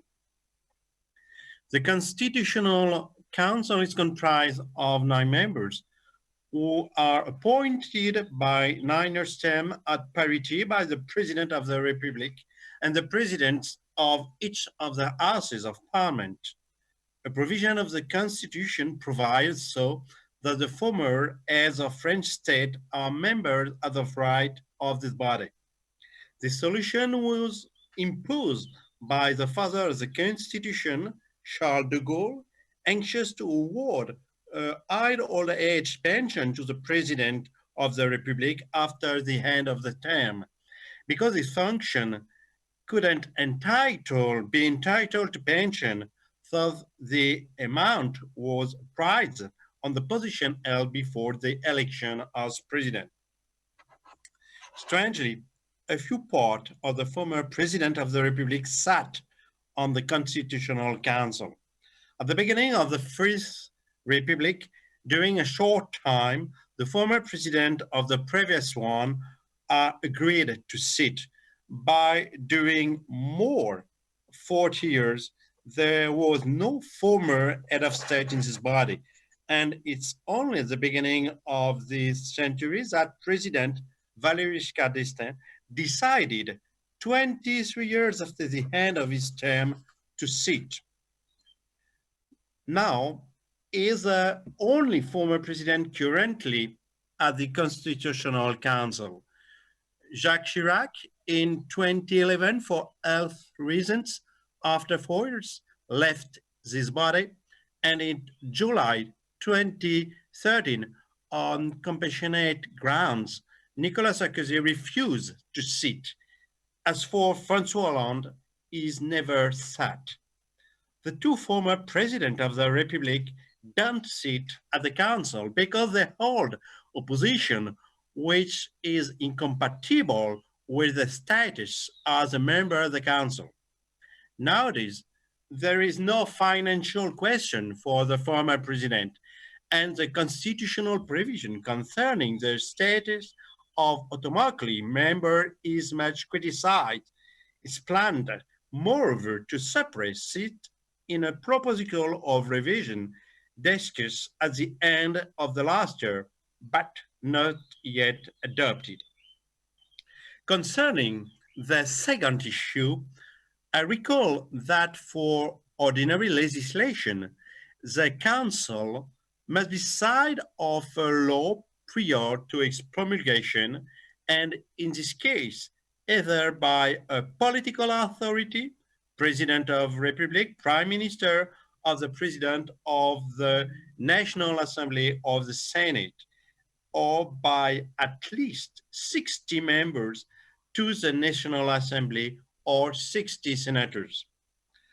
Since 2010 and following the constitutional amendment 08, the Constitutional Council may consider whether a legislative provision which is already in force violates the right of freedom guaranteed under the Constitution, including the Declaration of the Right of Man of Citizen of 1789, the preamble of the Constitution of the Fourth French Republic, and the Charter for the Environment adopted in 2004. In such cases, constitutional review is conducted on the initiative of an applicant, since the question was raised by application filed during proceedings before court. Such cases involve implication for a priority preliminary ruling on the issue of constitutionality.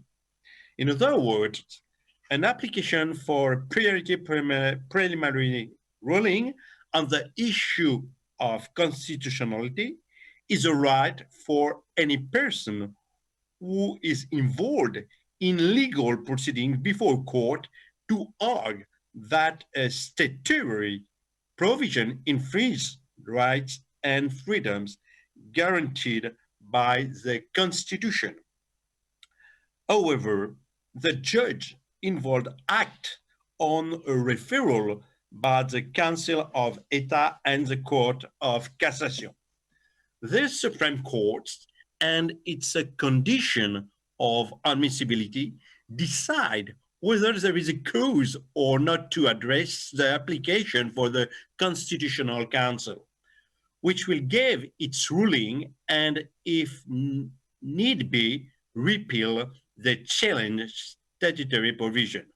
So it's belonging to the judge as the author of the application to learn the lesson of this ruling. In 10 years, the Constitutional Council pronounced about 150 decisions, and most of them allowed strengthening the rule of law and the democracy in France. Thank you for your kind attention.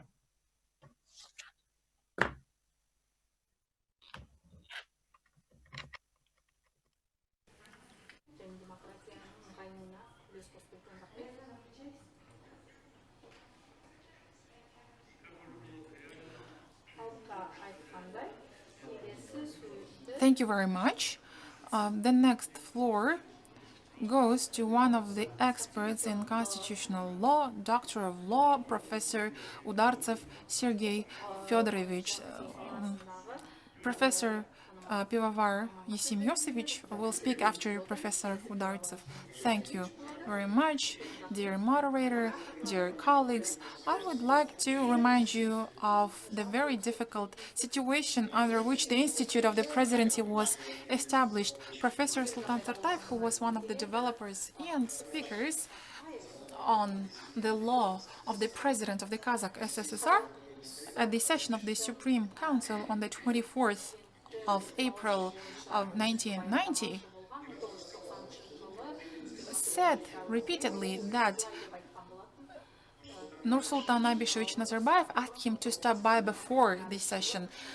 Back then, he was the chairperson of the Supreme Council of the Kazakh SSR. The head of the Supreme Council said that one of the guys, Razumovsky, made a call from Gorbachev and shared his favor to seize this question from the agenda.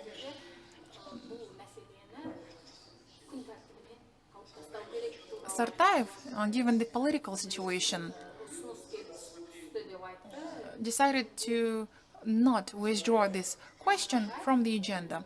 After Nazarbayev heard this, he thought for a while and then he made the following conclusion. He said, okay, use all of your gears.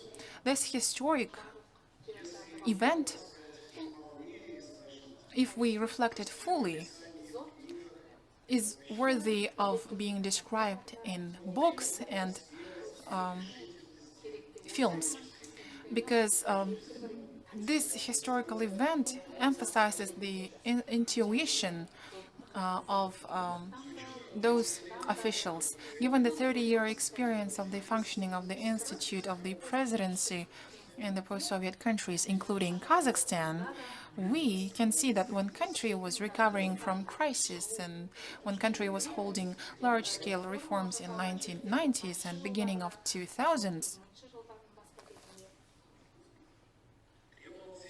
we needed to establish the Institute of the Presidency that had rigid vertical, that was centralized, and that had mechanisms of self-governance and self-restraint. This institute actively contributed to accelerating reforms and helped the country get out of the deep crisis. And the future, in terms of stable and a higher level of development, there is a need in involving in the management issues of the expert community.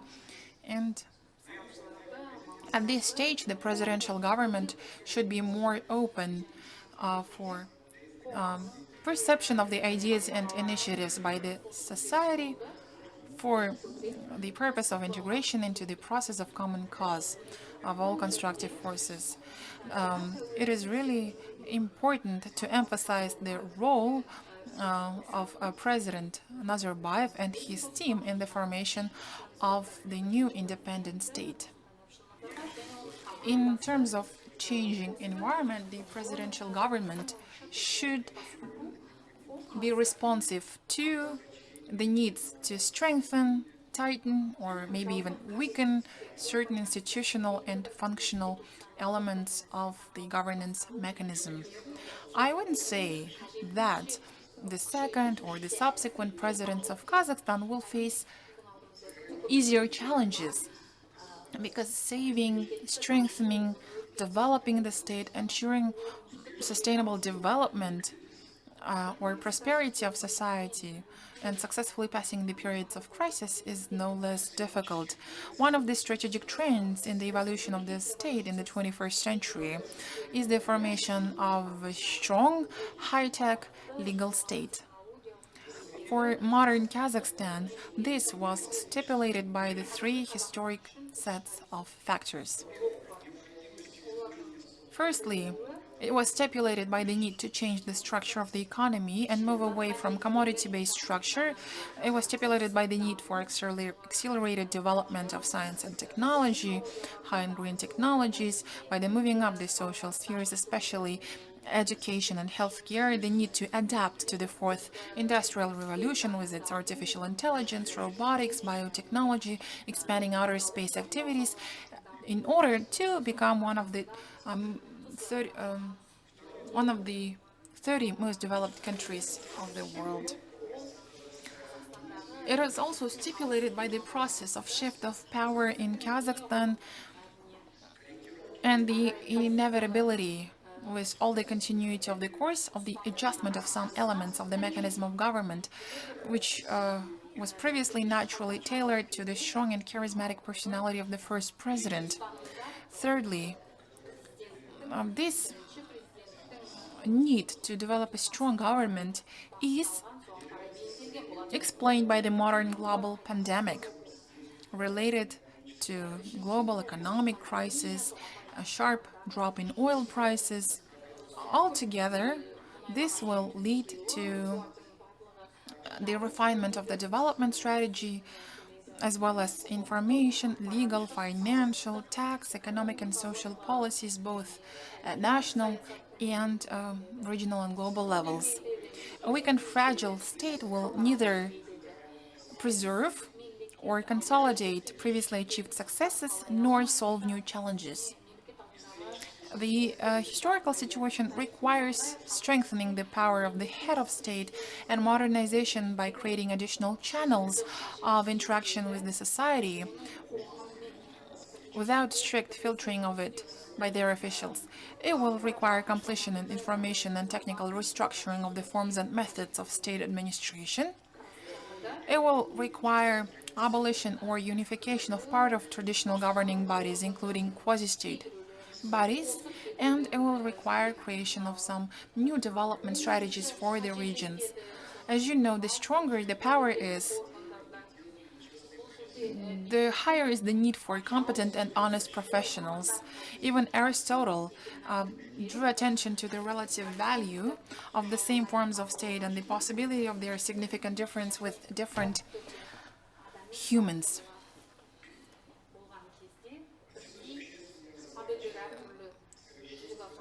Hence, there is the essential task to improve the selection of personnel for key positions with the use of modern psychological tests and the polygraph lie detector. The global coronavirus pandemic has become another new challenge for the humanity because it showed that the world has not only benefits, but also the risks which cannot be neutralized without additional security measures on national, regional and global levels. Of course, we can say that this process will be aggravated by the global economic crisis and the pandemic. It will aggravate the controversial processes of reformatting the planet's political and economic system and international law. This increases tension, crisis, and uncertainty because the societies and the governments do not know what they need to be prepared for. The message from April 8, 2020, by the first president of Kazakhstan to the people of Kazakhstan, when we're united, we're not victorious, was expected.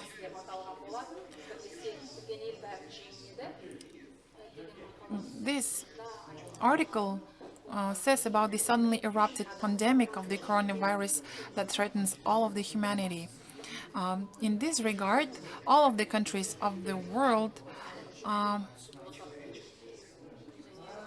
are burdened by this threat, and at the same time the message is imbued with the confidence that both humanity as a whole and the Kazakh people will pass these tests, as they have already passed many other difficult tests. Much is being done through the Assembly of the People of Kazakhstan, and along with the first president, Mahatma Gandhi, or other remarkable persons in the history of Kazakhstan like Abay, Boljan Momosulu, Etiken Tolibi, have shared same ideas in challenging situations. We need to do more in order to build a stronger country, they said. The natural wealth of Kazakhstan, the previous economic successes, or the multi-vectoral policy, strategic policies, gold and foreign exchange reserves, and material and technical reserves of Kazakhstan are a good insurance and support in difficult circumstances. The measures taken by the head of state, Kasım-Jomart Kemelovich Tokayev, are timely and rational in terms of the outbreak of the virus, and we are supposed to take additional measures to strengthen the security of the society, the state, and to protect the life and health of citizens and implement their constitutional rights. By mobilizing our means and efforts, we need to start planning to adapt our countries to the future that is going to change. Of course, this requires additional resources, accelerated adjustments, protection of consumers' rights, removal of barriers, administrative barriers, business barriers. This requires changes in the state budget, taxation, finances, because we need to prioritize the financing of science, education, and healthcare. We need to pay attention to the national security system, change the environmental situation, and create effective sanitary and epidemiological services. One cannot do without strong presidential power. In conclusion, I would like to say that we will need to take into account the international experience in terms of adapting to new conditions, and we need to take into account Kazakhstani realities and peculiarities. It is important to take into account in the concept of legal policy until 2030 the experience and problems that the pandemic highlighted, and this is the need to provide the sustainable post-crisis development of the country. A strong rule of law state with a strong president and the real mechanism for the partition of the powers can adequately respond to new challenges. Thank you for your attention. Sergei Fedorovich, for your interesting message. I would like to remind you once again that we have a lot of participants from Karaganda, Eastern Kazakhstan region, Atrau. It means that a lot of people are interested in this conference. Now I would like to give the floor to Pivovar Yefim Yosevich, President of the Russian State University for the Humanities, corresponding member of the Russian Academy of Sciences, a Doctor of Historical Sciences, expert in contemporary history, the author of a lot of history textbooks. Please, Yefim Yosefovich, the floor is yours. Thank you. Greetings from Moscow. I'm really glad to participate in this outstanding conference. The topic of my speech is related to these historical events. The topic is the Eurasian integration as the most important area of the political practices of the first president of independent Kazakhstan. Almost 3 decades have separated us from the date that marked the beginning of the process of interaction of the newly independent states in the post-Soviet space. All these years, there has been a complex and sometimes controversial process of integrating the economic, social, cultural, and political life of the citizens of our countries. And one of the key factors in this process is the Russian-Kazakh relations and interaction in the field of interstate relations, business, science, culture, education, and healthcare. And here, the first president of independent Kazakhstan plays a significant role by reinforcing the multilateral relations between Russia and Kazakhstan. Kazakhstan, in the person of its first president, was the initiator of integration efforts in the post-Soviet space, and it was here in Kazakhstan on December 21st of 1991 that the Almaty Declaration of the leaders of 11 former Soviet republics on the creation of the Commonwealth of Independent States was adopted. The Almaty Declaration reaffirmed the commitment to cooperate in terms of the formation and development of the common economic space and the Eurasian market. The agreement on coordinating institutions of the CIS was also adopted in Almaty, and the declaration outlined the principles of relations between the newly independent states. Issues related to nuclear weapons, the implementation of interstate disarmament treaties and arms control were settled. It's equally important that the charter documents of the CIS adopted by the heads of states in Almaty ensured the normal functioning of the social mechanisms, the work of transport, pensions, movement throughout the post-Soviet space, preservation of allowances was also possible thanks to the functioning of social mechanisms. I think that this ensured the political stability during the formation of the new states, which helped maintain economic and political ties between them. And Nazarbayev emphasized on the 21st of December of 1991 in Almaty, at the summit of the heads of post-Soviet states, convened upon my persistent initiative, the dangerous process of the chaotic disintegration of the disappearing superpower was stopped. The creation of CIS became the starting point of the new integration process, and I'm proud that 20 years ago, the only right decision was made in the fertile land of Kazakhstan. On March 29 of 1994, the first president of Kazakhstan, during his speech at Moscow State University, voiced the idea of the Eurasian integration. After this event, ongoing discussions were held in scientific and political and academic circles of the world about the future of the countries of the CIS. The extent of possible preservation and development of the common humanitarian space and effective economic and political integration in the post-Soviet space. Back then, Nazarbayev noted that in terms of rapid scientific and technological progress, a tough fight for a sales market. One can only survive when united. The republics of the former Union are prepared for a single community by their history and fate, and we are inherent in certain forms and mechanisms of communication and management, a common mentality. Since then, the development of the ideas of practical Eurasianism has become one of the defining vectors in the activities of Nazarbayev, and a lot of activities, a lot of achievements were witnessed as a result of the implementation of different ideas of integration. You remember the customs union between Belarus, Kazakhstan, and Russia. You remember the Eurasian Economic Community and the Eurasian Economic Union. In April of 2019, a conference dedicated to the 25th anniversary of the Eurasian Integration Initiative was held in Nur-Sultan. And you remember that Nazarbayev voiced this idea for the first time in the Moscow State University.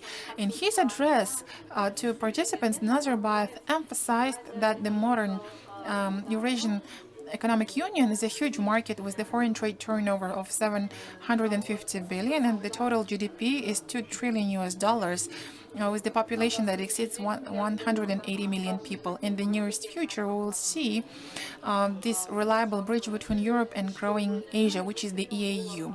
The history of the formation and development of integration processes in the post-Soviet space also include agreements and projects that were not implemented at different times. And Nazarbayev himself openly wrote about this.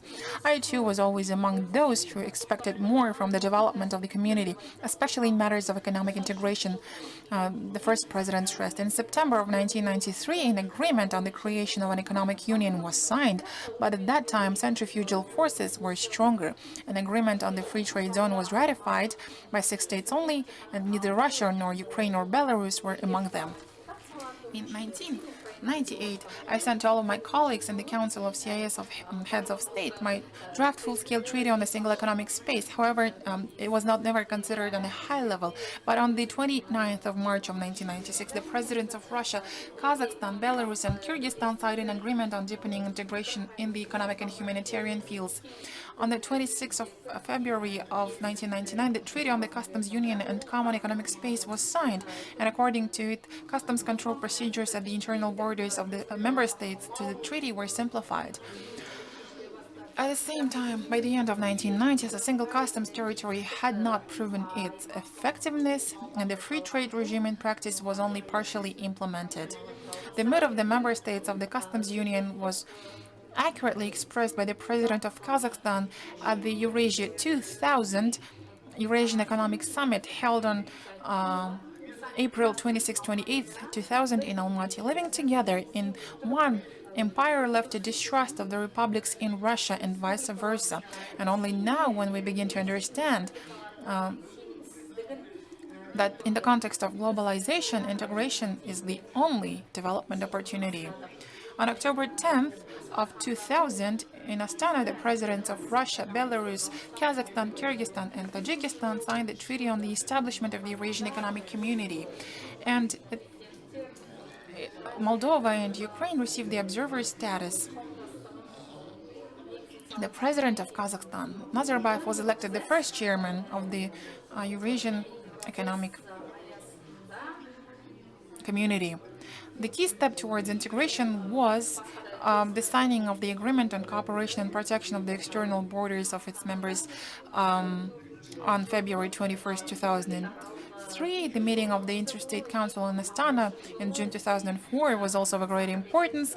In January 2006, Russia and Kazakhstan established the Eurasian Development Bank, and the year of 2006 became a special one in the history of the community because in August of 2006, an informal summit of the head of state was held. On 19th of November of 2011, the Treaty on the Eurasian Economic Commission was signed, as well as the Declaration on the Eurasian Economic Integration. This was the creation of a supranational body of the community countries.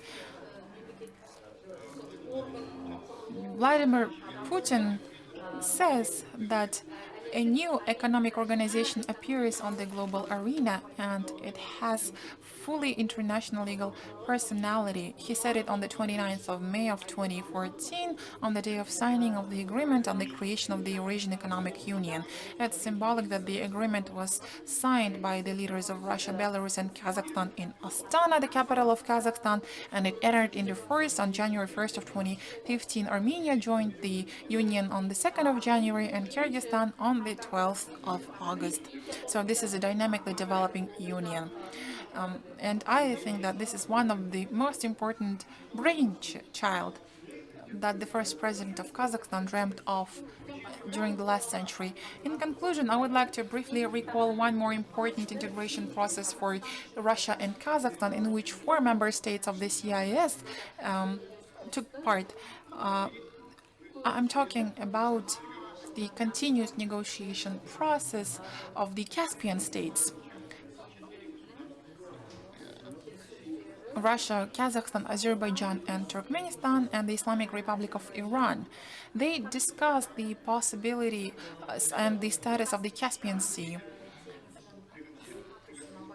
Thanks to the efforts and political will of the leaders of the Caspian states, all authorized participants in the negotiation process that took more than 20 years, it was possible to reach a mutually acceptable compromise. It was possible to make sure that there are peaceful integration processes that resulted in the signing of the Convention on the Legal Status of the Caspian Sea at the 5th Caspian Summit that was held in August of 2018 in Kazakhstan. And the first president of Kazakhstan called this convention the Constitution of the Caspian Sea. The world community considers the signing of the Caspian Convention in Aktau as one of the most significant events in the post-Soviet space. After the collapse of the USSR, the convention certainly strengthens trust between the Caspian littoral states, reinforces the security, and contributes to the growth of the economic cooperation and competitiveness, the implementation of joint projects aimed at the development in the most advanced sectors. This is another example that is demonstrated by the first president of Kazakhstan in the field of integration in the post-Soviet territory, and this process remains ongoing. Thank you very much. You look great, Yefim. Thank you very much. Thank you very much for your support. Sincerely, thank you. Thank you for the invitation. I'm looking forward to our future cooperation. I invite you to participate in our events. Thank you. Thank you. I would like to remind you that the foundation of the first president provides support to many scientists and scholars with the publication of their works. This conference is very serious, but unfortunately, because of the pandemic, we decided to switch to an online format of this conference.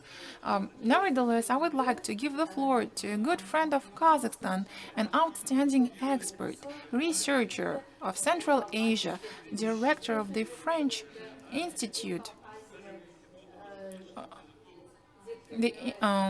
for Central Asian Studies, National Institute of Oriental Languages and Civilizations, Madam Catherine Pujol. We're really happy to have you here. Слышно? Can you hear me? Yes. Thank you. Dear colleagues, dear friends, ladies and gentlemen, I was asked to say a few words at this online conference that is the continuation of the first two events which were launched in the Institute Sorbonne, Kazakhstan since 2018. Back then, we didn't have any suspicions that this third conference will be held in an online format. I'm not a lawyer. I'm just a historian who studies the Central Asian region. And I observe the situation in Kazakhstan for more than 10 years. That is why I will speak as a witness of the historic moment which we're all enduring right now, not only in the Central Asia, but on all the continents. Though I can say that when the Institute of the Presidency was established, I was already involved in studying the Central Asian region 30 years ago. Right now, we're all concerned about the global situation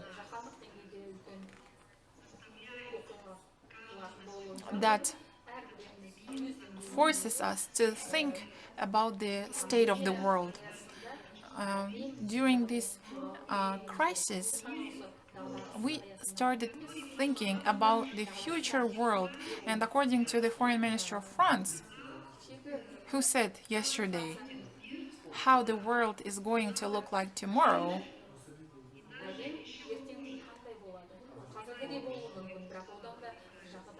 he also said that the world will be even worse tomorrow, but God forbid this happens. Given uncertainties and given all the reasons that caused this global pandemic that affects both developing and developed countries, poor and rich countries, we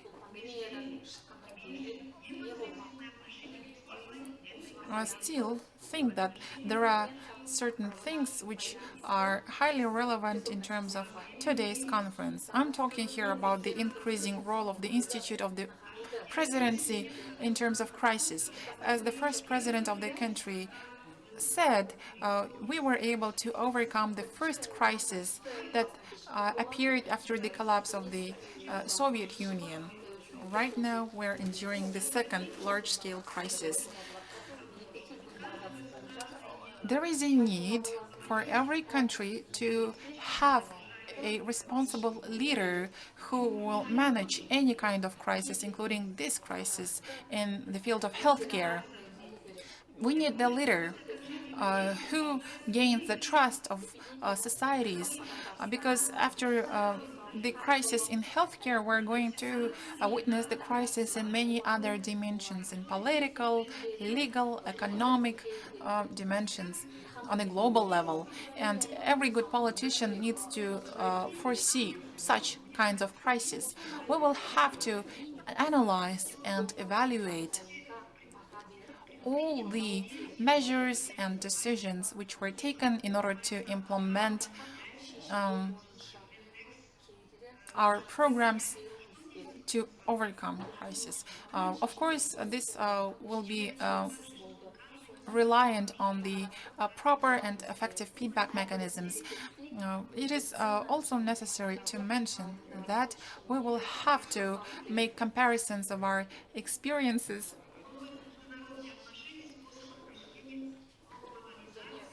we will have to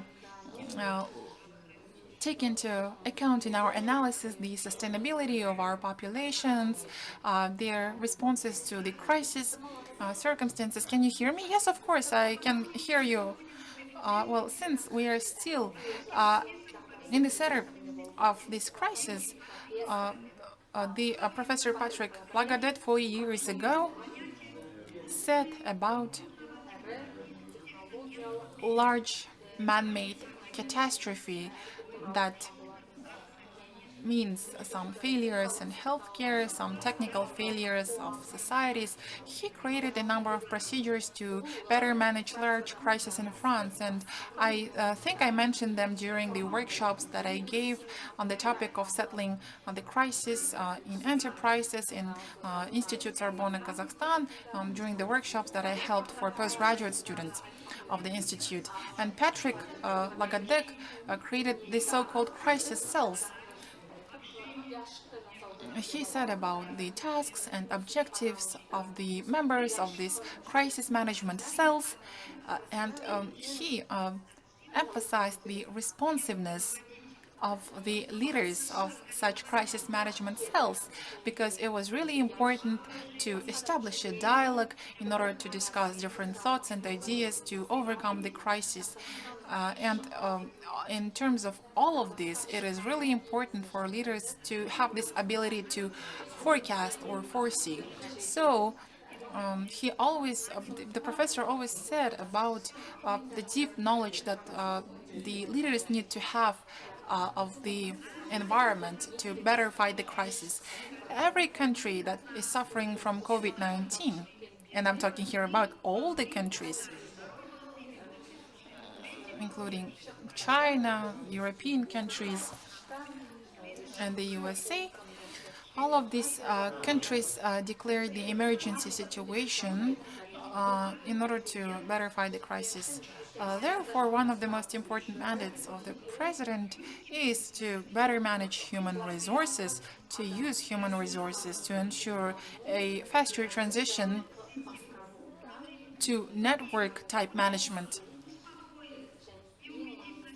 as it is really important to calm down the population, even if one is not confident about the positive outcome of the crisis.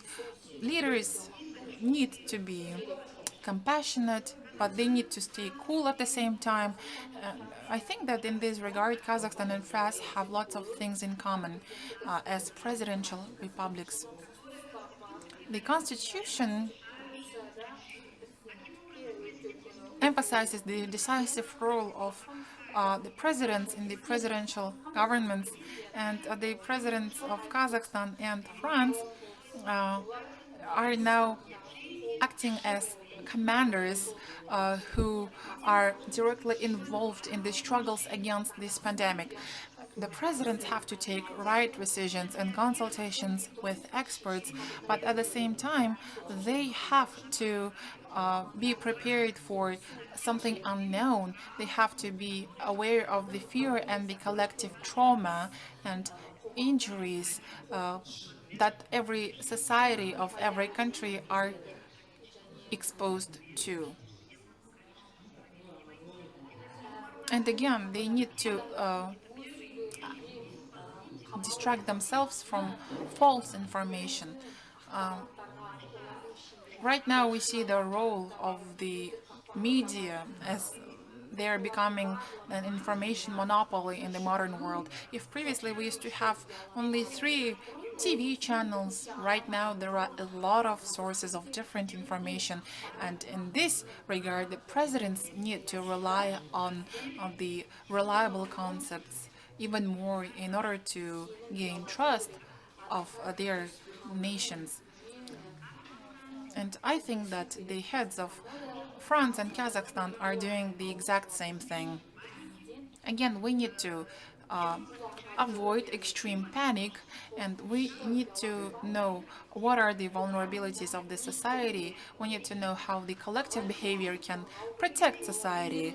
It is really difficult to force millions of citizens to isolate themselves. Several large cities of Kazakhstan have been shut down. In France, this regime was not commonly used.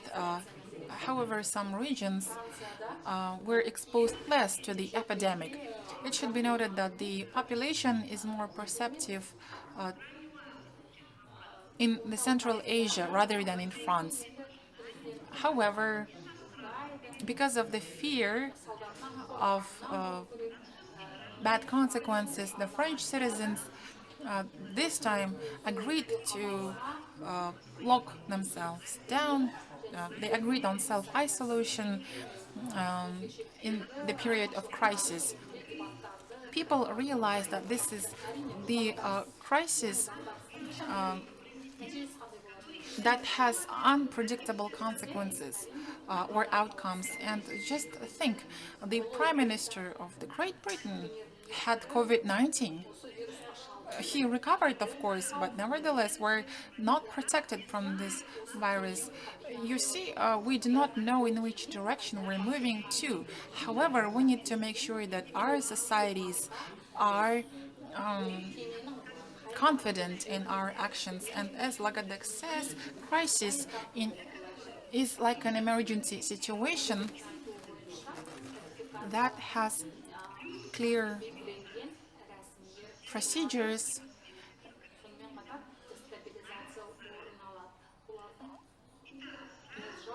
So, once the epidemic crisis is over, the role of presidents will become even greater. In terms of sharp drop in oil prices, there will be greater demand for some commodities and goods. There will be unemployment in the countries, and it is really important in this regard for presidents to support the private sectors, low-income families, and the presidents will have to create the new image of international relations with neighboring countries and other countries. The presidents will have to create the atmosphere of trust and reliable exchange of information across countries. The presidents can hope for the possibility to return to normal life, because this crisis is not our last crisis. More likely, this crisis is a very strong signal that there will be more crises in the future. We will have to hold negotiations about the changes that are taking place in our world right now, because the world is going to turn ultra technological, and therefore we will have to think about deglobalization. We will have to, in order to avoid grievous consequences of this crisis, we'll have to make sure that our borders are open. And again, when it comes to controlling population, I think that we need to look at the experience of China and their social control measures. Here, it is really important to start thinking about the control that we want to exert on our nations. In conclusion, I agree that the legal and constitutional issues are great in number, because we are confident that the measures of the social alienation, restriction of personal contacts, shutdown of borders, lockdown of countries and regions, quarantine, personal quarantine, collective quarantine, and sanitary and geolocation or backtracking will be very visible if they keep affecting the main freedoms and rights of citizens. I'm talking here primarily about the freedoms of people, of citizens. I'm talking here about the public control. And I think that this is something that we need to keep in mind. We need to think about the legal institutional acts that were introduced in Kazakhstan on the 15th of March of 2020. I'm talking about the emergency regime introduced in the country. If this crisis repeat, then we will have to carry out new research for the future generations of social scientists, lawyers, political scientists. As a scientist, myself, I'm thinking about the topic of the future doctoral dissertation. But one thing is sure, the Institute of the Presidency will maintain its image in this very difficult time. Thank you very much. Have a good Ramadan. Catherine, thank you very much. You remembered that today is the first day of Ramadan. Excellent. As I said before, we planned to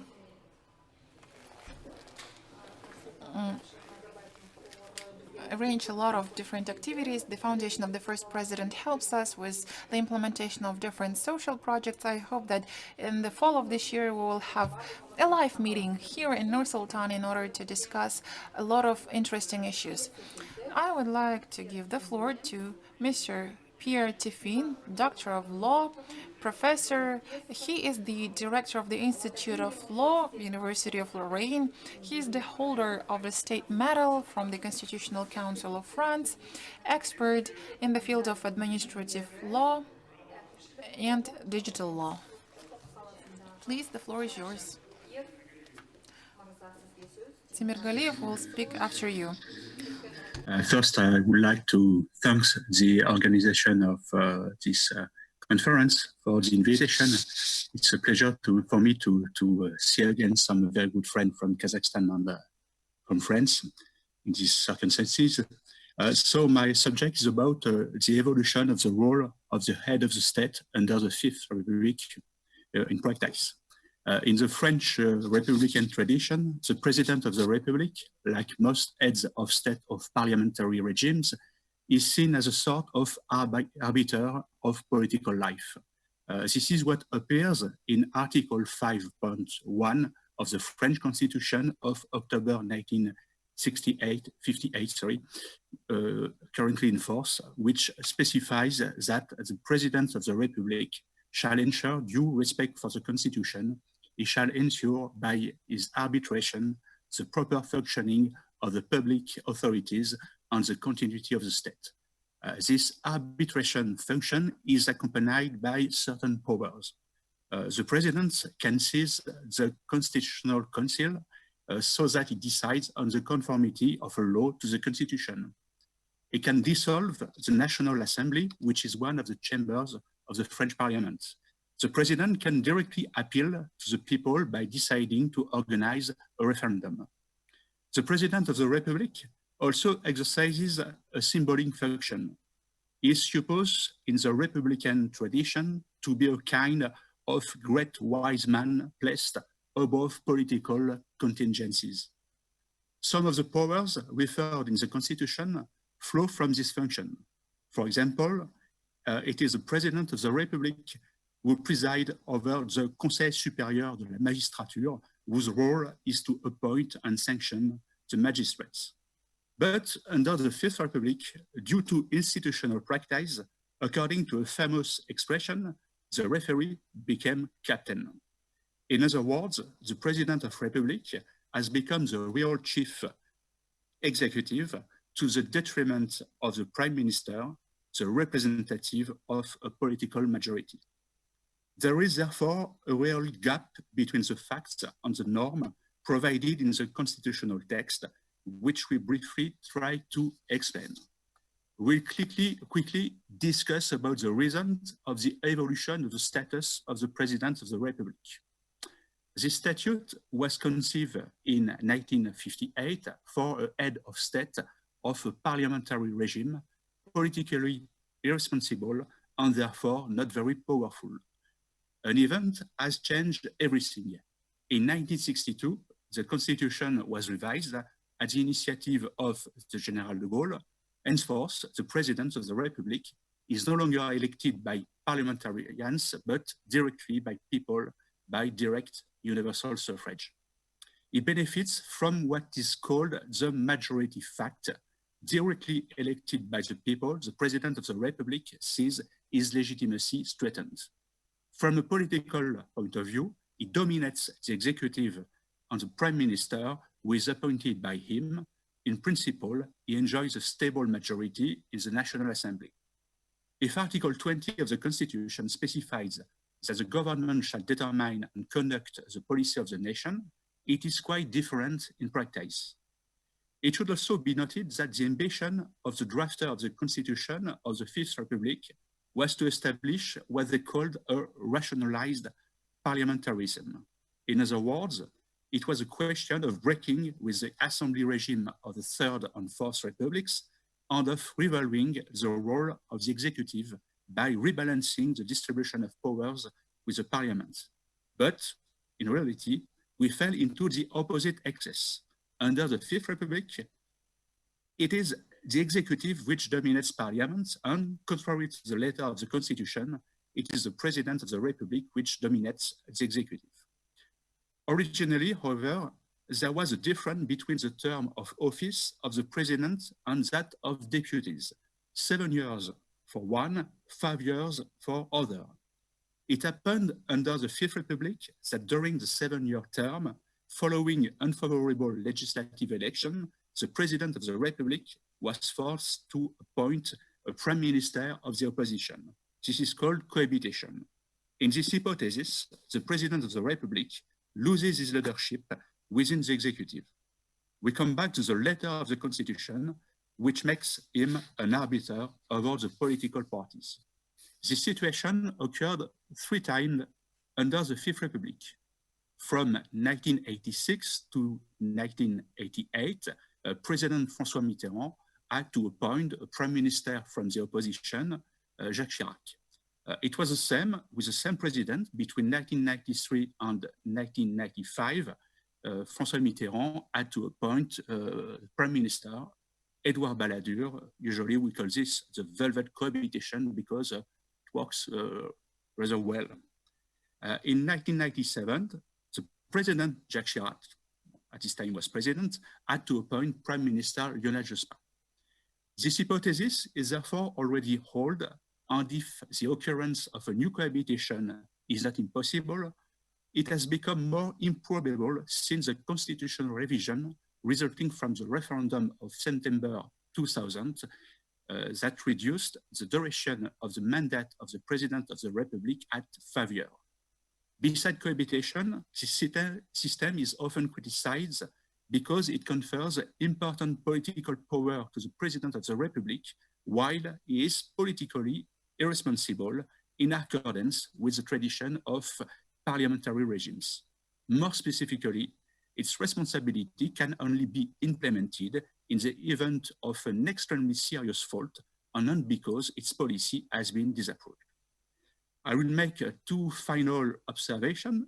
First, outside periods of cohabitation, the President of the Republic retains significant room for maneuver in his practice of power. He can choose to intervene almost systematically in the political choices of the executive. This is what happened, for instance, under the presidency of Nicolas Sarkozy, who was then described in the media as a hyper-president. He was everywhere. This is also quite widely the case concerning the presidency of Emmanuel Macron, who even before his election assumed that he wished to embody a Jupiterian presidency. An opposite example exists, that of François Hollande, who, unlike Nicolas Sarkozy, to whom he succeeded, presented himself as a normal president, which was moreover rather badly perceived by public opinion. My last observation, the accession of the President of the Republic to new powers presents a setback. In a country like France, where it's difficult for the executive to be truly popular with public opinion, it is extremely difficult for a president of the Republic to obtain re-election.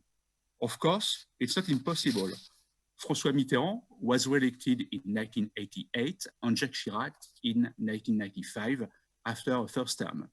But in these two hypotheses, re-election was acquired at the end of period of cohabitation. The President of the Republic had again put on his arbiter costume, leaving the Prime Minister with daily political action and therefore the risk of unpopularity. Thank you very much. Спасибо большое.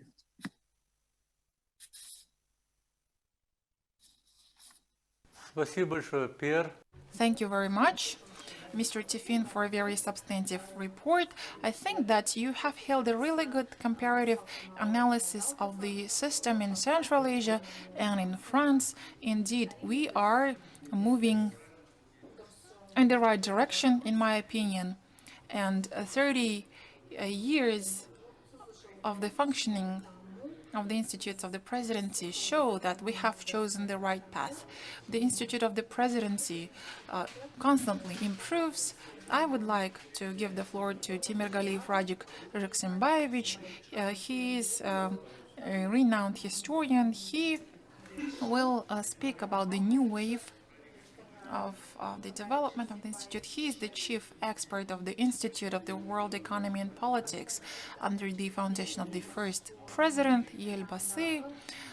The Institute of the History of State is looking forward to your speech, Radik. Please, the floor is yours. Thank you very much. I'm really happy to see you. I'm glad to see our colleagues. Thank you for the invitation. I understand how difficult it was for all of you to arrange this online conference. Can you all hear me?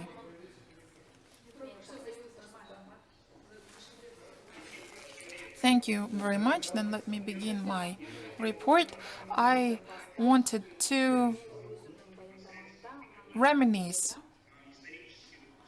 the historic conditions and historic circumstances under which the idea of the introduction of the post of president emerged. Many of you may remember the events of 1990s, because back then it was obvious that the USSR was in a deep total crisis, and the shelves of the grocery stores were empty, but the shadow trade in scarce goods flourished, and the organized criminal groups began to emerge, practically openly challenging the state, and in many regions, fierce ethnic conflicts were underway. Some of them turned into real wars.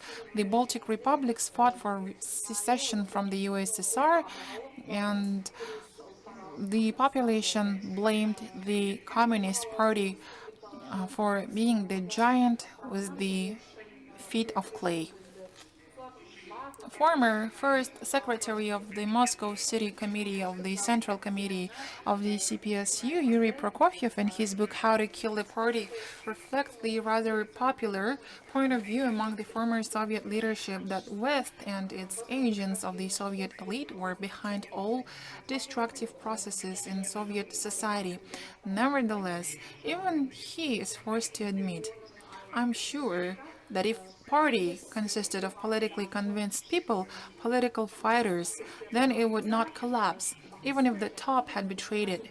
However, the CPSU, formed over the last years on government assignment, has reached more than 19 million members and candidates by 1990, and in its large part, it consisted of random, passive, and indifferent people, an inert mass, not fighters, and sometimes unprincipled people, and even enemies of the party who said one thing, thought another, and did the third.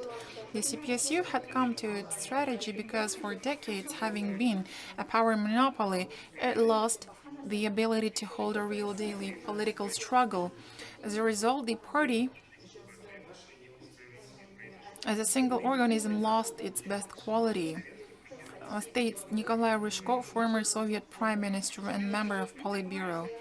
Anti-communist rallies began to take place everywhere, during which ordinary communists publicly tore and burned their party tickets. On February 4, 1990, An unprecedented protest rally was held in Moscow with the participation of up to 300,000 people. The main demand of the protesting Muscovites was the exclusion from the constitution of the provision on the leading role of the party. Maybe you all remember the TV records with the mottos of the party. Under public pressure, Gorbachev made a proposal to delete the corresponding article and at the same time put forward the idea of establishing the presidency in the USSR. Thus, distancing himself from the CPSU, he sought to maintain and strengthen the authority of the central government. This is what the proponent and the supporter of Gorbachev, Vadim Medvedev, says. The general lessening of the state power and performance discipline had begun, and in terms of emerging withdrawal of the party from government functions, this could lead to the loss of control over the country and collapse of power with all that it entails. There was a need to urgently make changes to the structure of the supreme bodies of state power and to correct mistakes.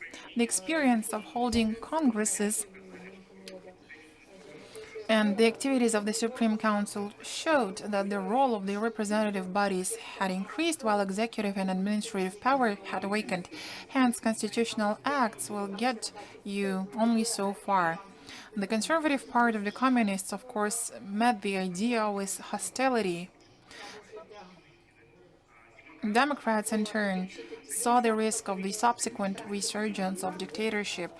In the initiative of Gorbachev and at the Third Congress of People's Deputies, a heated debate unfolded on this issue with serious personal criticism of the Secretary General.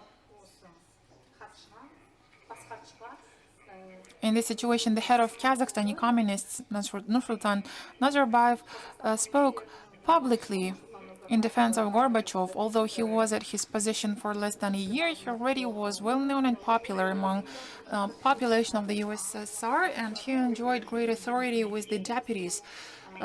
It's enough to say that at the same time, 3 deputy groups immediately nominated the Kazakhstani leader for the office of the chairman of the Supreme Soviet of the USSR, which greatly irritated Gorbachev, who clearly saw a dangerous rival in the person of the Kazakh leader. These worries were in vain, as Nazarbayev was not going to confront the union leader. Having stepped aside, he asked the deputies to support the candidacy proposed by Gorbachev himself. The main goal of Nazarbayev's policy at that time was the struggle for the economic sovereignty of Kazakhstan.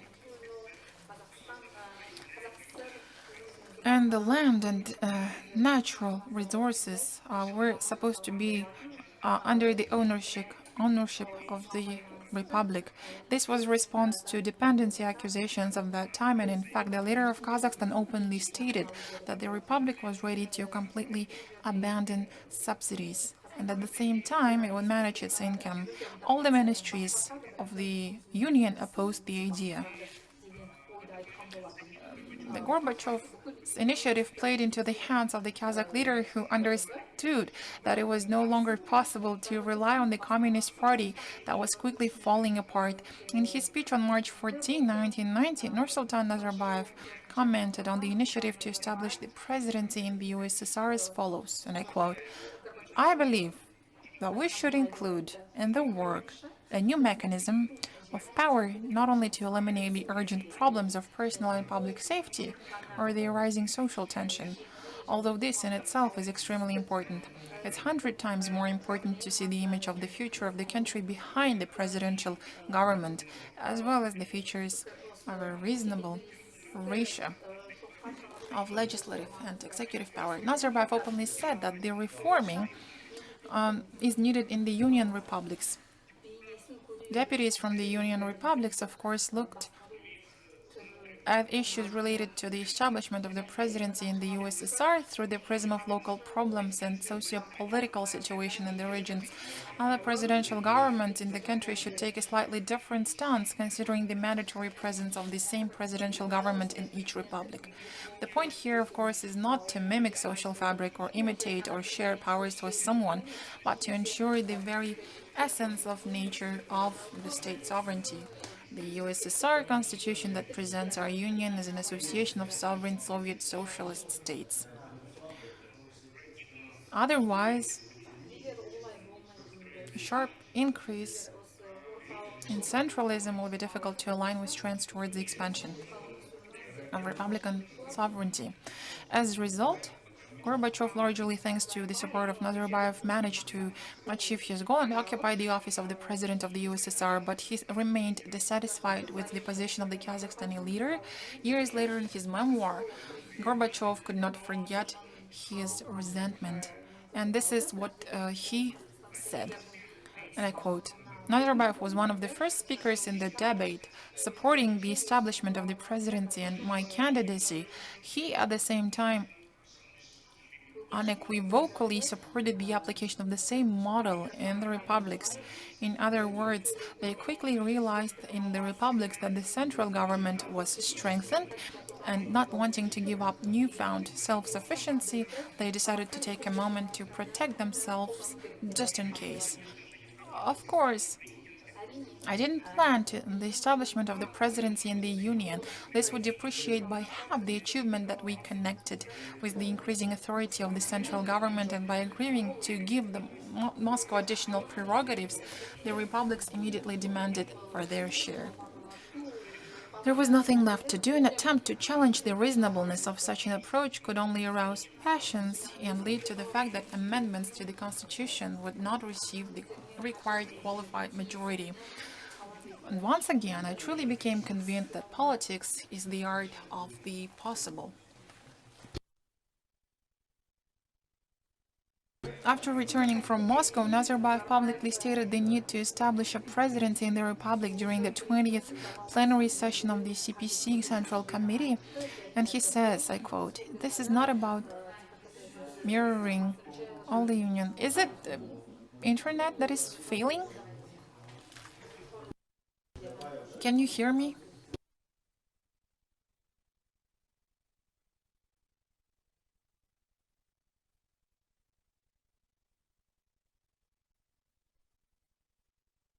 Can you hear me?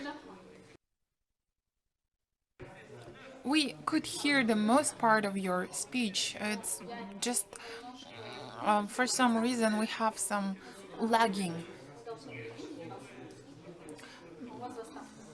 When we were looking at your image, we could hear you well, but when you reflected something else, we had some lagging. But we could hear the most part of your speech. Radik Maximovich, thank you very much. I recently published an article about Mikhail Gorbachev. You can get access to it in the History channel. Now we have Baku in touch with us. Usubaliyev Asif Adiloglu is a renowned scientist. Asif, I would like to congratulate you on the beginning of Ramadan. So, my congratulations. Thank you. I'd like to give the floor to Usubaliyev Asif Adiloglu, Director of the Scientific and Methodological Center for Cultural Studies of the Ministry of Culture of Azerbaijan, Doctor of Philosophy and Political Sciences. He is a great analyst too, Asif. And our last speaker will be Chernenko Denis Arkadyevich. Thank you. I'd like to thank you. I think it took a while for this conference to go on. There were a lot of interesting questions tackled here today, and I hope that we'll have really good discussions in the future. Maybe it will be good to have discussions in written form. I'm sorry I didn't introduce myself fully. You forgot to mention one really important moment. I'm a good friend of Kazakhstan, and I'm your compatriot. So it's a great honor for me to be here today. This is a new format, and indeed today we witness the new format of the Research to Practice conference. Even if this is the online conference, it I think kept the most important quality which is time management. In the new reality of this conference, we were able to get the best of the older formats of the conference. So we gathered together to discuss the presidential government, given the 30-year history of Kazakhstan here. I think that this is a good witness of the importance and relevance of the institute. I really like this fact. Several years ago, to be honest, we witnessed the attempts to criticize or even exaggerate the presidential government, and the fact that we are talking about the presidential government is essential. Many countries of the world are going back to presidential government. Indeed, this approach, this format of the Research to Practice conference facilitates cost optimization and resource optimization. But on the other hand, we lose the sense of reality. Can you imagine the situation? Can you imagine that the situation is going on for years?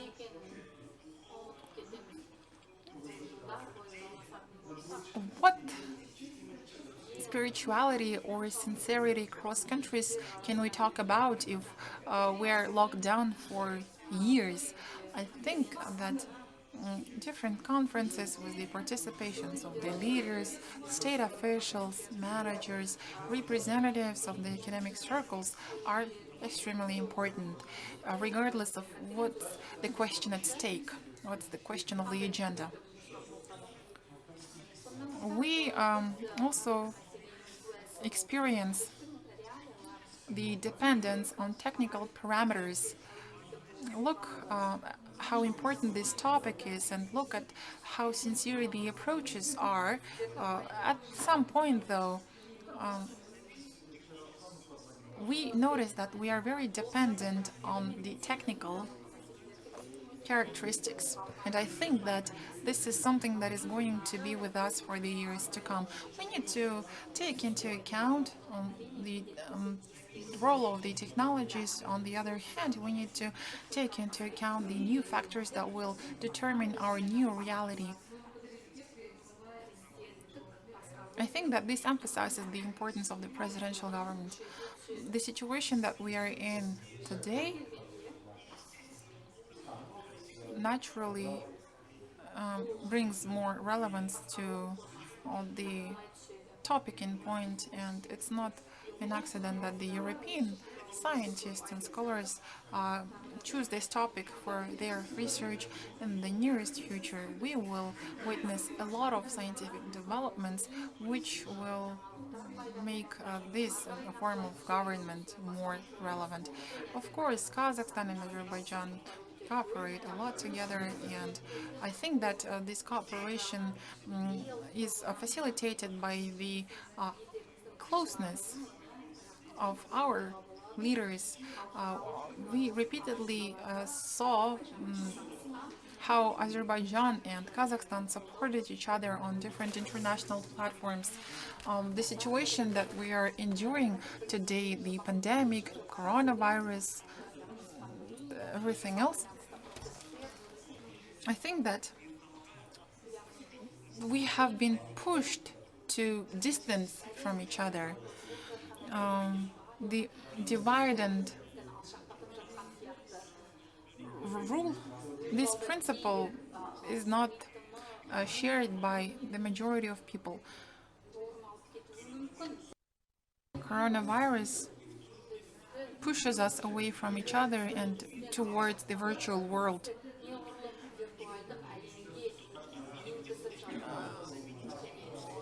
Towards the world where it is quite easy to replace emotions, replace the actions of people and countries by specific algorithms. And real people I think, will depend on the factors which are beyond their influence or beyond their comprehension. So I believe that the scientists and scholars will have a lot of food for thought. New reality obliges us to revise a lot of different questions. One can agree that there will be a new morale of political relations formed in the future, or the new morale of international relations in the formation of new algorithms of international relations. Anyway, I was really glad to see that the representatives of the country understand the need to coexist and to cooperate. And I think that here I'm proudly representing the country, the leader of which participates actively in the implementation of all international initiatives. I'm proudly representing the country, the leader of which initiates humanitarian trends in the world. And I'm glad that I am a representative of that country that is against the criticism of multiculturalism. One can agree that those trends to be real, and the coronavirus demonstrated how important it is to stay human being, how important it is to stick to humanitarian values, not only to maintain statehood or nation, but in order to maintain the human world that we are used to see around. The presidential government becomes more relevant in terms of stress, and I think that this is a political axiom that one cannot argue with. And the pandemic and that we're enduring, I don't want to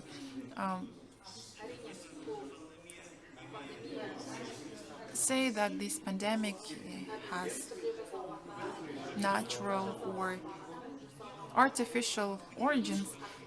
Doesn't matter.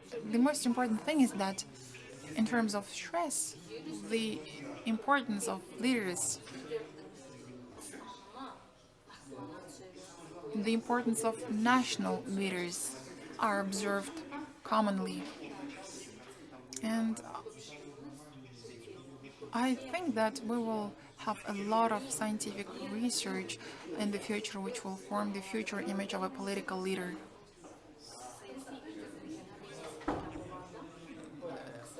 I will try to be brief. When I was a student, I got acquainted with a great number of scientific publications and research which were criticizing the presidential government. However, today there is no need in being a scientist to understand what were the goals and objectives of this strategy. I may be harsh right now, but this makes us think. This makes us take into account new scientific theories. The history of state, contemporary history, shows that the liberalism is not always effective, especially during stress, during artificial stress or natural stress. There were some periods during which liberalism was considered a cure or solution to all possible problems or conflicts. However, the spirit of liberalism laid grounds for legal restrictions, and I think that during post-coronavirus period, or during the analysis, the political analysis of crisis periods, this question will be discussed even more, because here We are on the verge of philosophy, political science, and history. Speaking of presidential government, we need to, first of all, think about quality, political will, and professionalism. And when it comes to responsibility, Kazakhstan and Azerbaijan are very well aware of this criterion or this indicator, because during the first years of independence of our countries, we, as young states, had to go through a lot of painful processes, the processes that would determine the issue of national security and political will, and the will of a leader helped us resolve these complicated issues of psychological nature, of ecological or economic nature. In many cases, political will, political charisma of a leader made it possible for us to find a way out of the situation. And again, to put it briefly, I understand that I'm the last speaker and it's really difficult to be the last speaker at the conference. During the future analysis,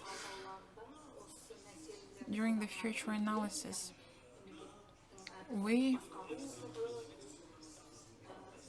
as post-Soviet countries or countries with Oriental or Eastern mentality, we need to keep in mind that mentality is also another significant factor. And when we analyze this, we need to keep in mind the mentality. That is why when we analyze these common questions during our future conferences and discussions, as the focus on presidential government and the mentality differences across nations. It is really important. It is really important to keep in mind that years later, the mentality differences or characteristics were kept in mind when different political theories were formed. So we need to stick to our reality and stick to our mentality when we come up with future research and recommendations. I'm very happy that you invited me to participate in this conference. I'd like to thank you very much for the invitation, and I really hope and I pray that we will have another chance to cooperate and see each other live. It is quite symbolic that this conference devoted to the presidential government is being held on the first day of Ramadan, because, well, Ramadan has a lot of good philosophies, like the philosophy of the power of will, and this power of will helps us become successful. I'm very happy to see familiar faces. Wish you strong health and soon recovery from this situation. The best of luck. Thank you. Asif Adiloglu.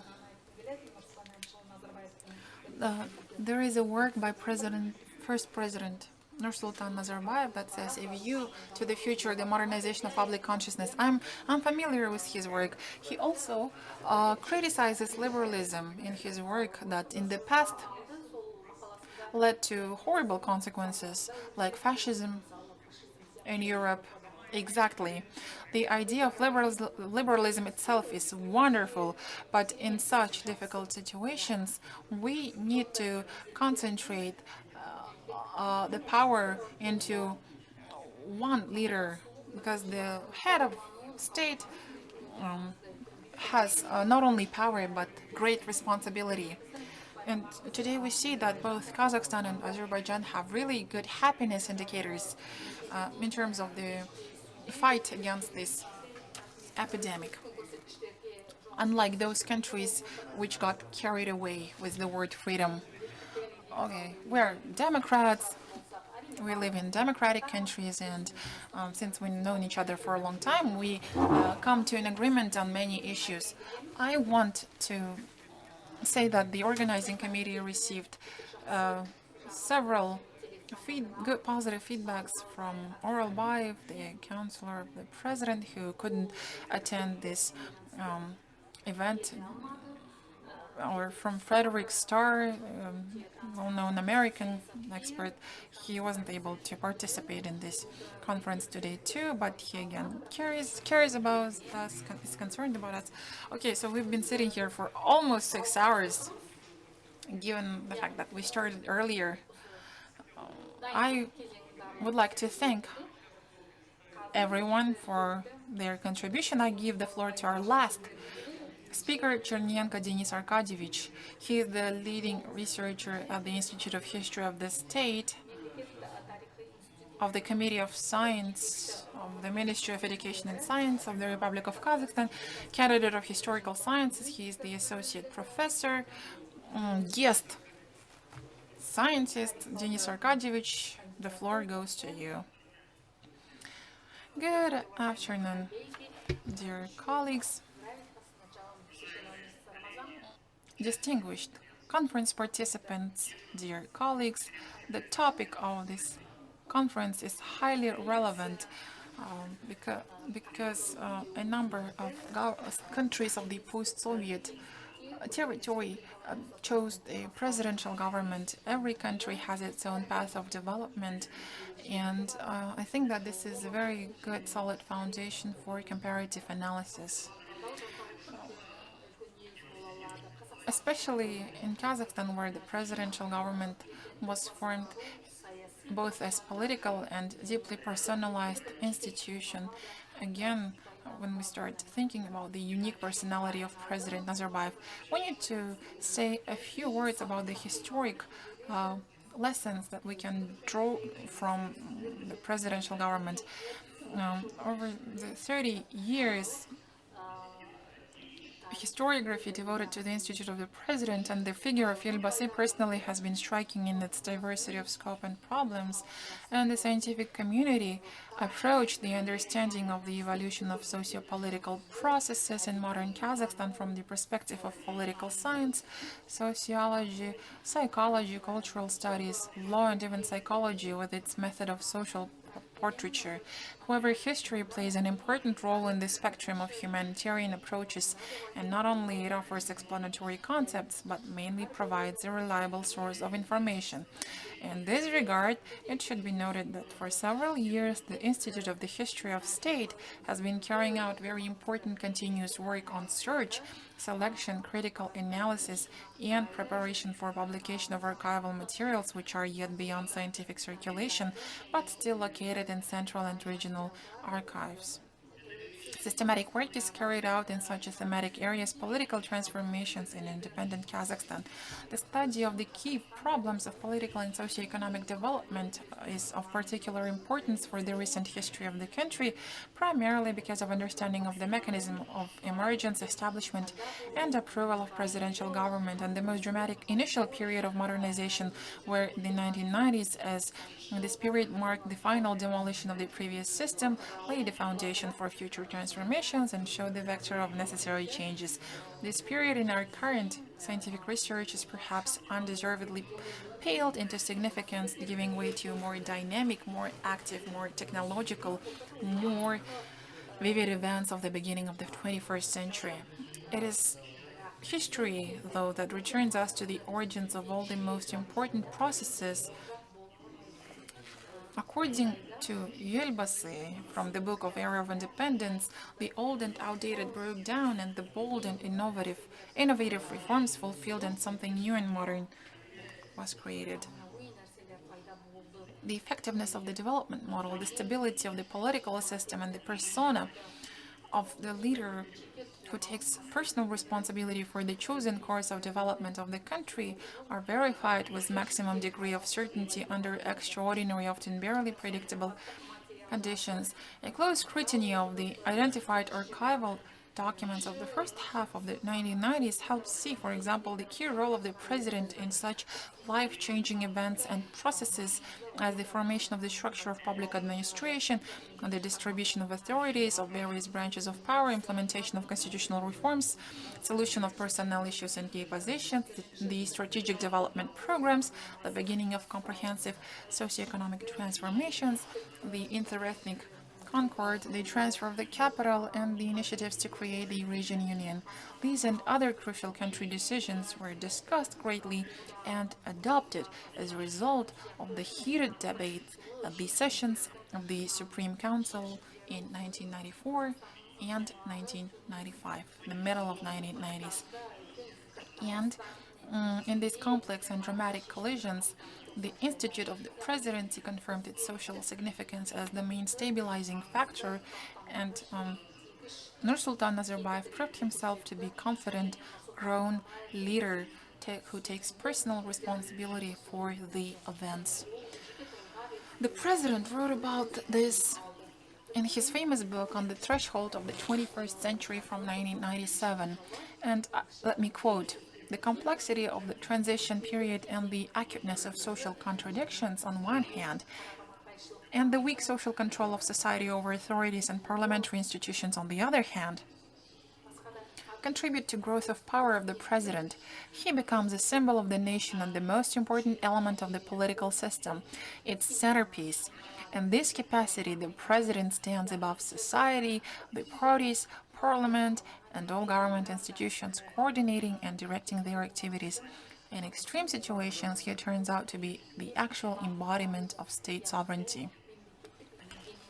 End of quote.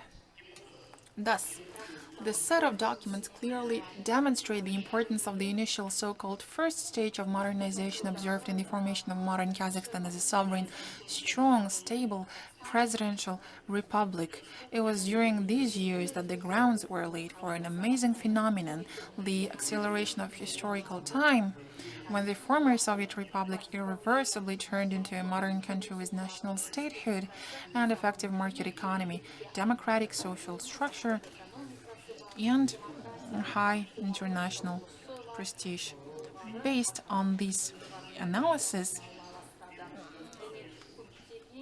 based on the analysis of numerous documents, we quite naturally and objectively come to the conclusion that, in terms of the post-Soviet transit and economic crisis, the worldview uncertainty, social instabilities, weakness of scientific forecasting, the presidential, to some extent, form of government has become decisive during the first stages of survival and mobilization of society, then at the stage of stabilization and sustainability, and finally during the transition to a model of progressive, dynamic, strategic development, the success of which is proved today by all the experience of Kazakhstan in the period of independence. Thank you for your attention. Thank you very much, Denis Arkadievich, for a very interesting report. It's a very good substantive report, and I'm being honest with you. Thank you very much. Dear participants, dear citizens, today we have discussed a really interesting and important topic. The path that Kazakhstan chose during 1990s is called the Kazakhstani path. Of course, it was very difficult. Lots of questions have been raised. Some problems were resolved. Many problems were not resolved. But nevertheless, we are an independent country. We are a party to a lot of conventions, members of different organizations. Many problems have been resolved ever since. Pandemic, the COVID-19 is another problem which will be resolved, as I believe now. If we compare Kazakhstan to other countries, we have really good indicators. Our situation is relatively good. All the state bodies are sparing no efforts to ensure a good level of healthcare in the country, and I think that we chose the right path. We are about to finish our online conference, and I would like to reiterate once again and say that this online conference was supposed to be held on a larger scale, but due to the pandemic, due to COVID-19 pandemic, we decided to hold an online conference. We were in touch with the United States of America. We were in touch with France, Russia, Azerbaijan, and since this was a difficult job, I wanted to thank our participants, our historians, Catherine Pujol, Yefim, Usubaliyev. I also wanted to thank the staff of the Institute of the History of State.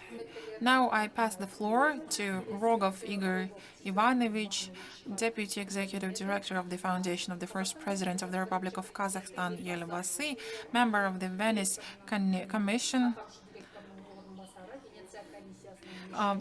head of Doctor of Historical Sciences, for his closing remarks. Not historical, the Doctor of Law, not historical sciences. Oh, I'm sorry. Thank you very much, Burkitbay Gelmanovich, for your kind words. I think that this mistake can be explained by Freud. I think that we need to reflect on the results of this conference and say that at this stage it is quite important to not only focus on comparative law. We say that the lawyers have to study not only the legal system of their country, the legislation of their country, but pay attention to the legal systems and legislations of other countries. And it's not fortuitous that we actively cooperate with the Institute of Comparative Law and Legislation of Russian Federation that is being headed by Talia Yarulovna Khabrieva, who shared her video message with us. Probably there is a need in comparative social studies because what we observed today was the collection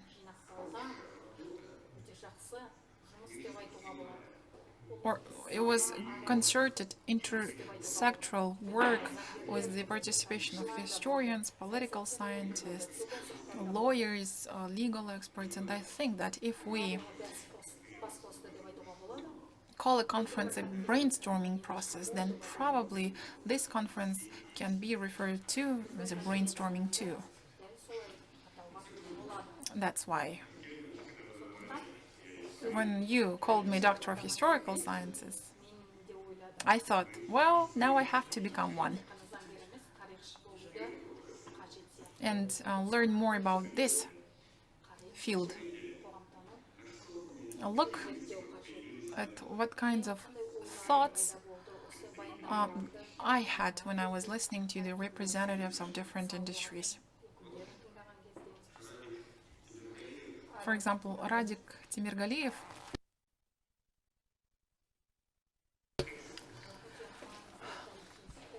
provided brief historical information, and he drew our attention to a good old saying: history doesn't teach us anything. Maybe this can be applied to some political officials. Radik shared the memories of one of the party leaders who resented about the collapse of the CPSU and who said that there weren't enough fighters, strong fighters, who would stand for the communist ideas. It seems to me that it's not about the number of fighters. It's about one brain that would develop a brand new strategy. It's about new development concepts for societies. And the management of the CPSU couldn't offer anything back then. There was a deficit in ideologists, there was a deficit in thinkers, and I think that we could observe that from the second half of the 20th century. I'm not going to mention people here, I'm not going to point at them. Well, we see in Kazakhstan and in other countries like Azerbaijan that when we see a leader of a kind, when we see a person who can offer his vision, his plan, his action plan, his development strategy, this leader becomes successful. And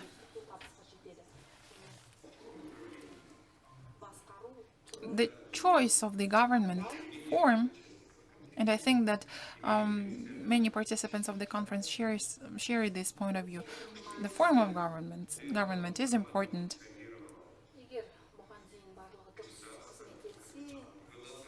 So,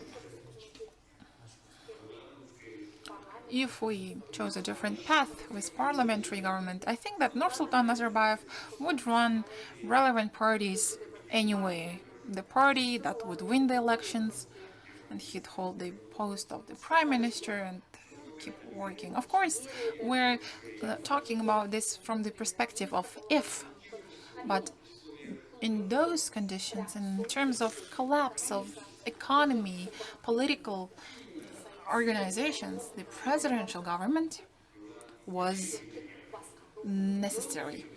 And these two objective factors that I was talking about earlier, the successful choice of the presidential government and the personal qualities of the national leader, went hand in hand, and as a result we have what we have in Kazakhstan. And today, in terms of crisis, not only the crisis on healthcare or crisis in the economic field, I think that we won't have any significant political problems. And thanks to the Institute of the Presidency, thanks to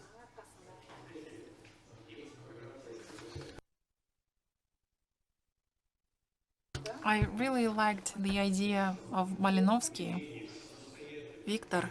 He said that the Independent Constitutional Institute of the first president is not something that has been done in all countries. That is why this makes the experience unique. That is why the Institute of the first president gives us hope that Kazakhstan will overcome all of these difficulties. I don't think I am entitled to share or to give the analysis or to share comments on the speeches of our speakers.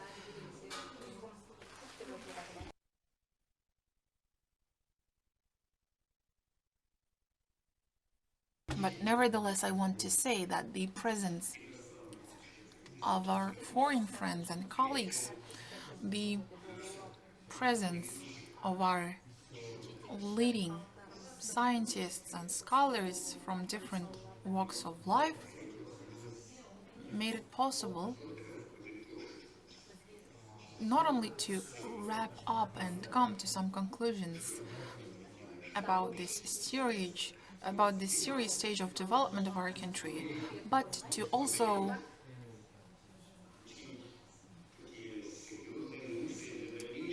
seriously think about further development of science, and not only science, but the practices. So I'm looking at the agenda once again, and I see that we had excellent speeches. Traditionally,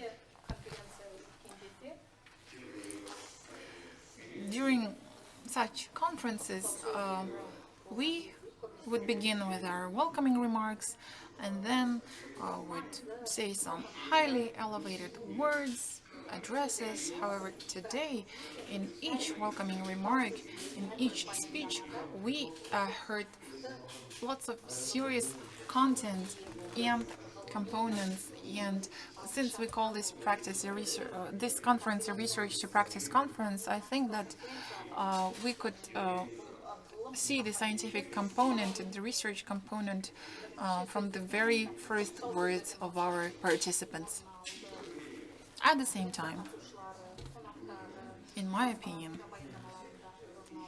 this conference has a really good practical potential. Lots of things can be used, not only in lawmaking or policy making, but I think that lots of things which were said here today will be used in the segment of public relations after we get out of this quarantine.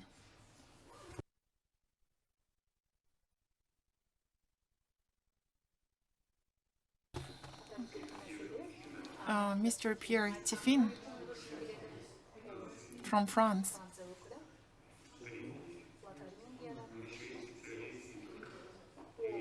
is not only the expert in administrative law, he is also an expert in digital law, and I think that this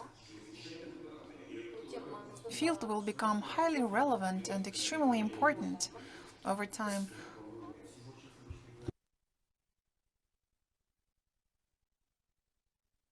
I think that we planned to hold a large international conference on the 23rd of February with the help of our French colleagues from Sorbonne, Kazakhstan. We planned to hold a large conference devoted to the digitization of the society and governments. The quarantine changed our plans.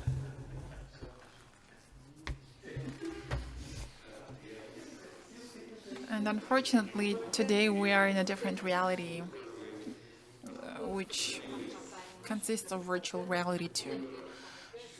And again, this once again shows the right choice of digitization, development of digitization in different fields.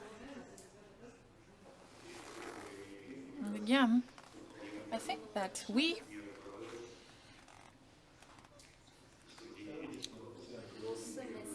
can start discussing the digitization issues in terms of quarantine and lockdown instead of postponing it for some future periods. Again, I'm confused because as an organizer, as a person who represents the foundation, I felt uneasy when we had some technicalities today. Sure, we are very sorry, we apologize for these technicalities.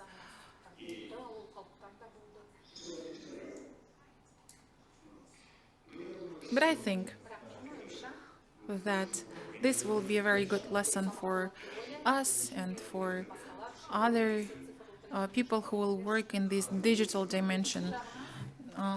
Again, as a person who is related to science and to the practice of policy making, I was really satisfied.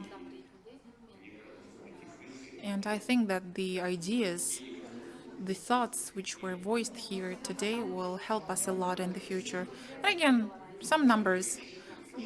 These are not final numbers, but I got the message that about 1,500 viewers attended our conference on the YouTube channel today. You know, I have attended a lot of conferences in my life,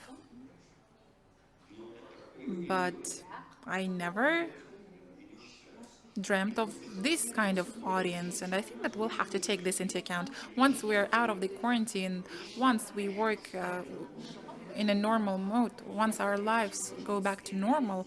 We will have to still use some digital elements in our work.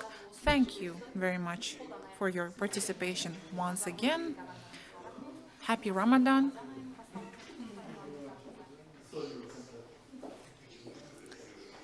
I am sorry that we couldn't have Q&A, but well, we will have another Q&A. Igor Ivanovich, I want to thank the foundation because despite such difficult circumstances, they managed to hold this conference, and I was surprised that we had a lot of international participants from different countries, and even if we had this minor technicality, but didn't matter a lot because I think that we did an unimaginable thing. We had American participants, we had European participants, we had Central Asian participants, we had participants from Russia, from the Caucasus. I got a message. I got messages throughout the conference, and I've learned that our oblasts, our officials who couldn't participate personally got connected to the streaming, and all of them shared their positive feedback about the conference, and they wished every success. I'd like to thank the foundation once again for your constant support to humanitarian projects and academic initiatives. Thank you. I have an idea from the OSCE. My appetite has grown. I would like to thank everyone for a substantive conference. We have heard a lot today, but since digital technologies are becoming more and more demanded today, you know, I got lucky. Kazinform already made a publication about my speech, and I think that I will read a lot in mass media about the statements and speeches of other participants. So I got an idea.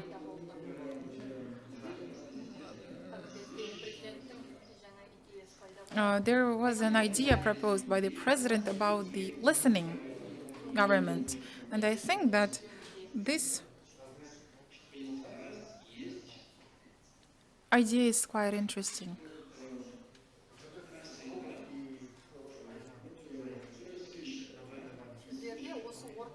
I think that we're now living in the listening environment. We are surrounded by listening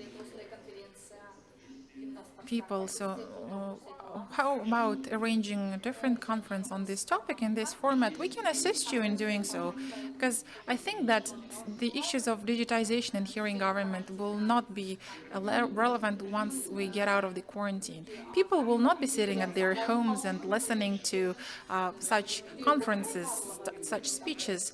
So we need to arrange some event of this kind while we are in a lockdown mode. So let us think about what else we could do together in this regard.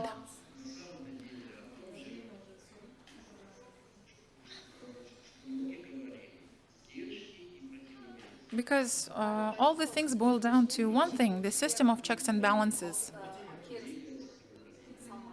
How to make the right emphasis. People were saying about the coronavirus for a long time, but again, the coronavirus outbreak caused a lot of public issues. What are we supposed to do? What government is better, presidential government or parliamentary government or mixed government, and so on and so forth? I don't know, maybe my colleagues have other thoughts on this, but again, I personally think that I'd love to keep working with you on arranging future events. in such a format. Thank you very much. Excellent idea, in my opinion. I like to say that in order to engage not only lawyers but the representatives of other sciences, including philosophers, political scientists, and so on and so forth, and we talked about liberalism, don't you think, dear colleagues, that once we are out of this quarantine, we will have to revise our values? If for liberalism the main value is a human being, an individual, today we see that the public interests of national security, security of society's collective interests are becoming more and more common, more and more important. So we will have to think about how these values will remain important after the lockdown, because as governments will have to respond to this, because we are used to thinking about it since the Soviet period. There is a well-known song. We used to think about our motherland, now we think about other things, and so on and so forth. But if you remember,